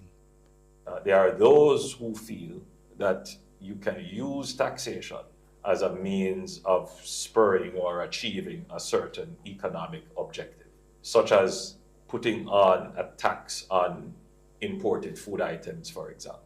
The challenge with that is that the people who are going to pay that tax are Jamaicans. The analogy was drawn that we have put on a tax on people who travel to Jamaica, and we have put it in a special fund called the TEF, or we have put on a special tax on incoming telephone calls, and we have put that in the Universal Access Fund. But you should ask yourself the question, who pays those taxes? Is it Jamaicans? No, these taxes in the TEF and in the Universal Access Fund are generally paid by foreign consumers. But if you were to put a tax on imported goods, who are the ultimate consumers of that imported goods? It is the Jamaican people. So there is no real benefit in any way creating any new productive activity here by putting on a tax on imported goods. The real conversation about the expansion of productivity in agriculture is about how do we get greater technology integration into agriculture? How do we put better financing for agricultural projects? How do we build long-term supply contracts for agriculture?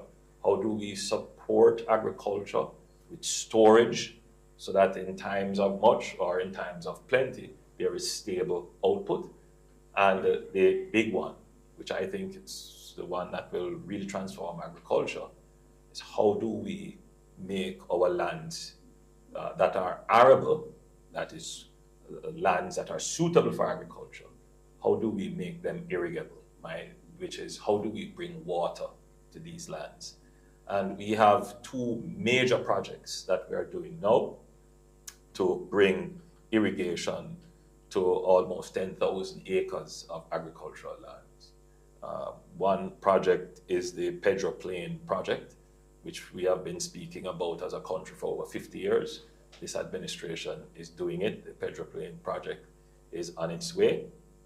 And we have some other projects going on to bring irrigation to agriculture.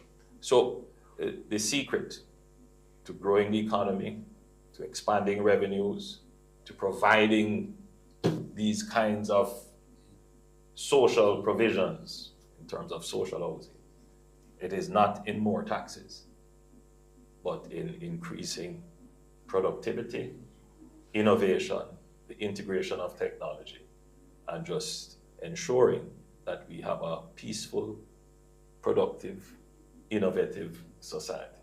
And so with that, we will be able to give more services like these. Prime Minister Andrew Holness. Yeah? So you can make up your mind. You've heard now from both political parties on this matter. You can make up your mind. 10 minutes after 7, we're going to take a quick break. And after the break, time for you to have your say. 630-937-124, 618-8255.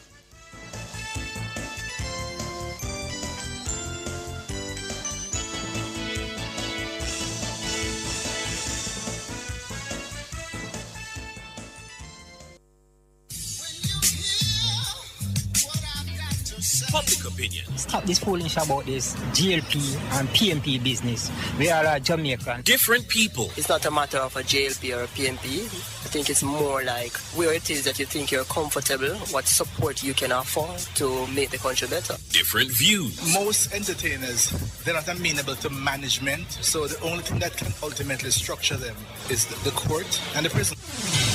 Public opinion.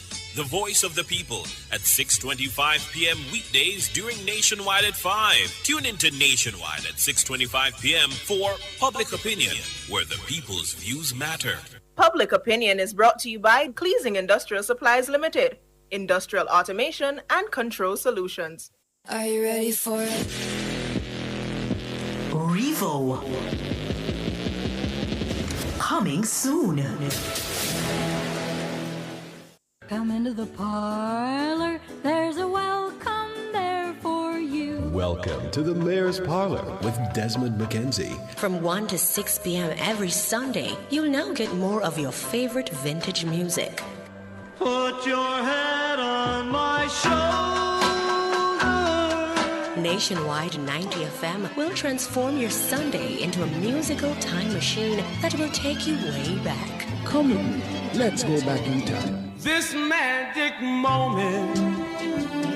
Journey into yesteryear with Desmond McKenzie in the Mayor's Parlor. I've got the music to jog your memory and make you smile. Put your sweet lips a little closer to the phone. Sit back, relax, and enjoy the best in vintage music. Come into the Mayor's Parlor every Sunday between 1 and 6 p.m. here on Nationwide 90 FM, a revolution in media.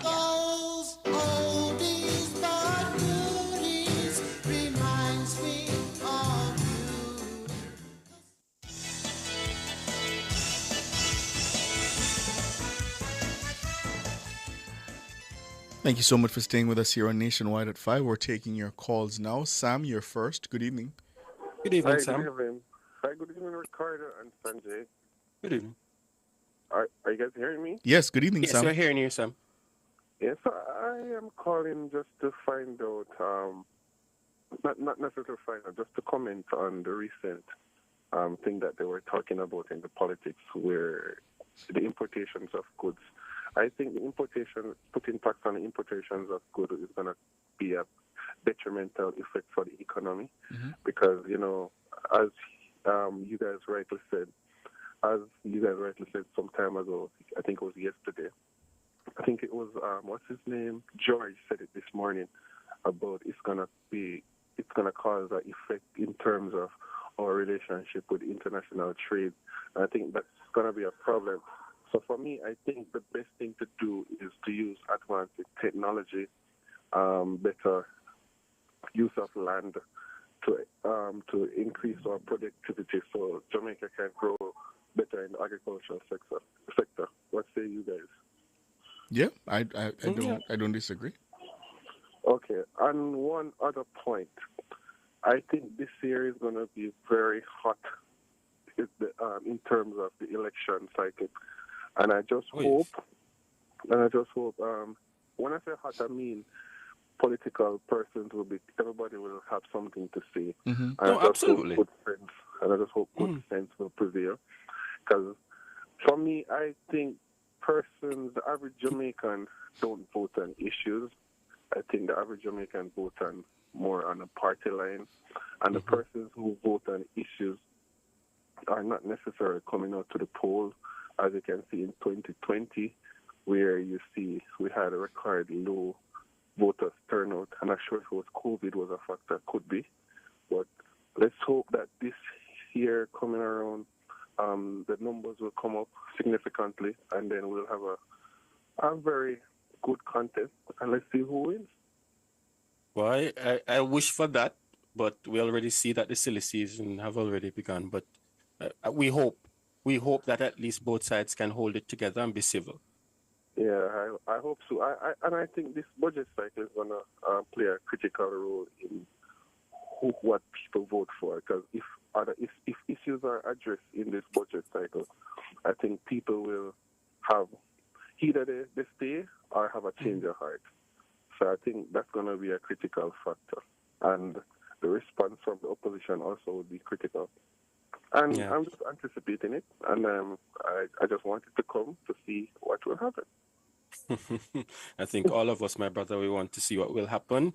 It's going to be keenly contested by both political parties because, of course, the JLP, they are saying that the third term is loading and the PNP is saying time comes. So we're going to see which will prevail. All right. You have a good night, guys. You too, All Sam. right, all the Thank best. you. Bobby, good evening. Good evening, Siobhan. Good evening, Sandre. It's Ricardo. It's Ricardo and Ricardo.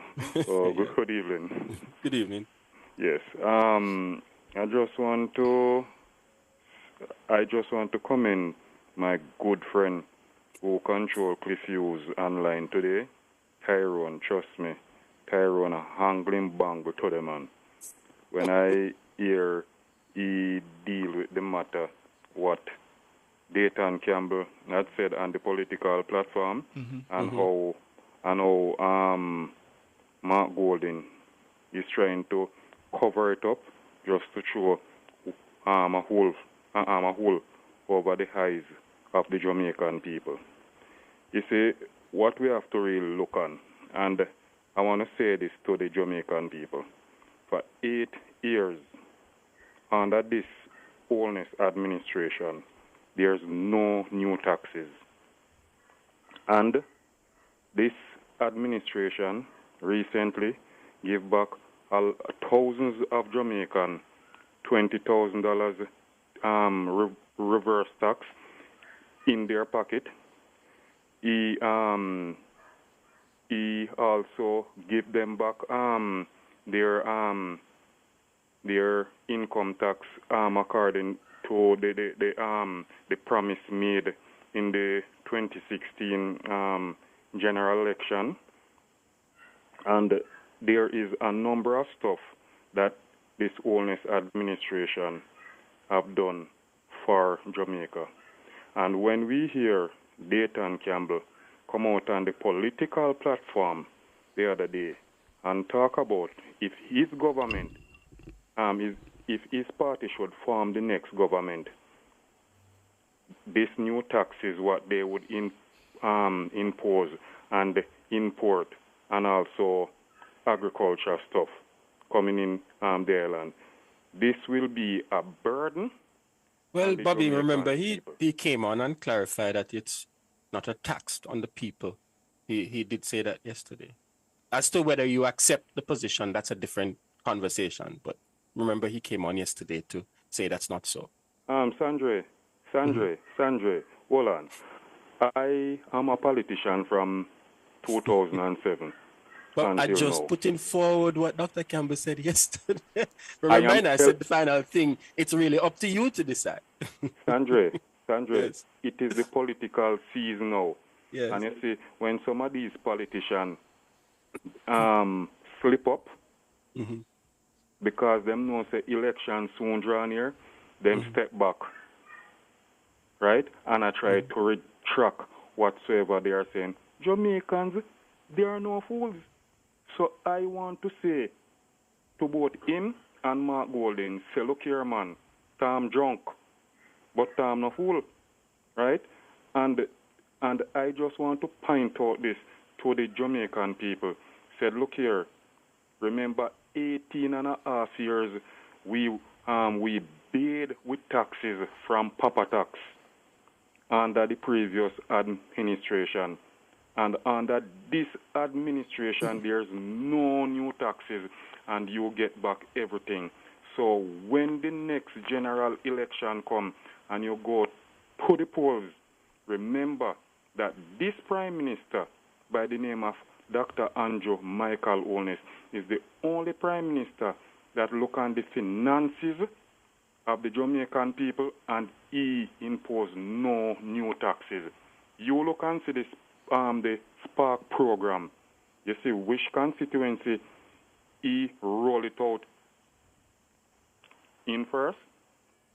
Do you see? East Kingston. Exactly. So this can tell the entire Jamaican that Prime Minister Andrew Holness, he is not political, right? And we need a Prime Minister like this going forward in this country. And finally, I just want to say something that over here in the Ensom City division, where I work along with my councillor, Mr. Jacob Kukan, he is the best councillor I have ever worked with since all my years here in Ensom City. And the other day, a gentleman called Cliff Hughes and talk about Mr. Kukan is not doing anything in his constituency, and talk about there's a gully that runs through the constituency. He's talking about the gully need cleaning, and Mr. Kukan don't clean it and so on. But I just want to say this tonight. I dismiss that outright. When Mr. Kukan, or even before Mr. Kukan become councillor in this era, he and I would drive through the entire division, and we take a picture of all the bad roads and we send them to NWA. NWA had started the work before Beryl, but when Beryl come, it sort of hamper the work, but they get majority of the roads fixed. And NWA promised us that the remaining roads, they will get everything done, right? And when there is a summer break and the students about to go back to school, Mr. Kukan keep a back-to-school treat in the division where he hand out back-to-school stuff for all the children and so on, and we assist them getting their books through the book list that they get from the school. Whosoever to get like medical attention to go back to school, Mr. Kukan do all of that. All right, so, Bobby. So I'm telling you, He's a working councillor and he make himself visible. All right, Bobby. Thanks for the call. Thank you, Bobby. Faithful, good evening. Good evening, Sanjay. Good evening, Ricardo. Good evening. Good evening, Faithful. Good. I don't think we have spoken since the year began. Celebrate for you a very productive and prosperous New Year. Same to you. Thank you, and the very same to you. There we go. And I only hope that this year will be far better than last year for all of us. Yeah, your first item of news this evening, I'm not sure if I do clear and understand. The KSFC regularized the project that Bridgewater and Mr. Swivel. Sorry?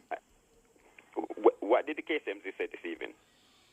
So, Estate Bridge, the development in Beverly Hills, and the development by Jack Den on Lyndhurst Road, the KSAMC has approved the as-built applications. The as-built applications were resubmitted submitted so that the breaches that were identified could be regularized.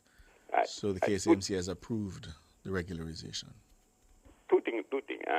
One, I'm not sure or demonstratively the breach that Bridgewater they committed based on what was written on there. So I didn't see the. I'm sorry. What's bridge?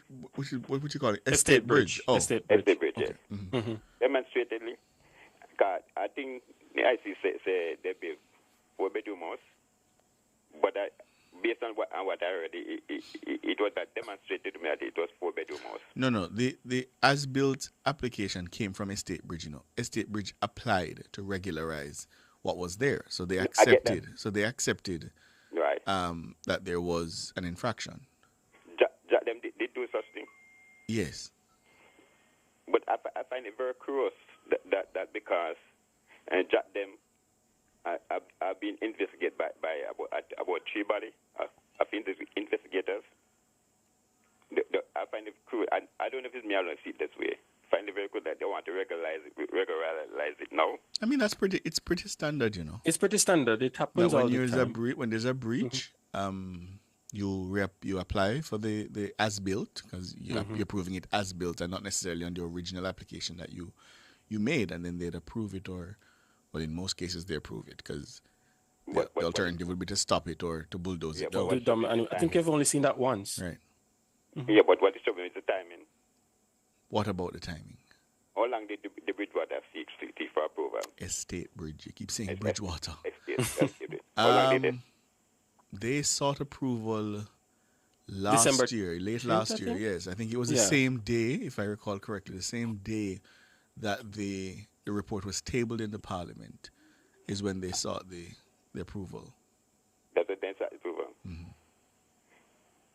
And they did not sign it fit to regularize it before now, but I think the planning. No, man. I think the planning committee meets at a particular time. So the building and planning committee, it would approve it at its next meeting, and if that would have come in December, November, then I suppose their next meeting would have been in January. So is me alone is up on my thinking then? Okay. I will accept back. You might be shouting fire and there is no fire. But I don't know. You don't know.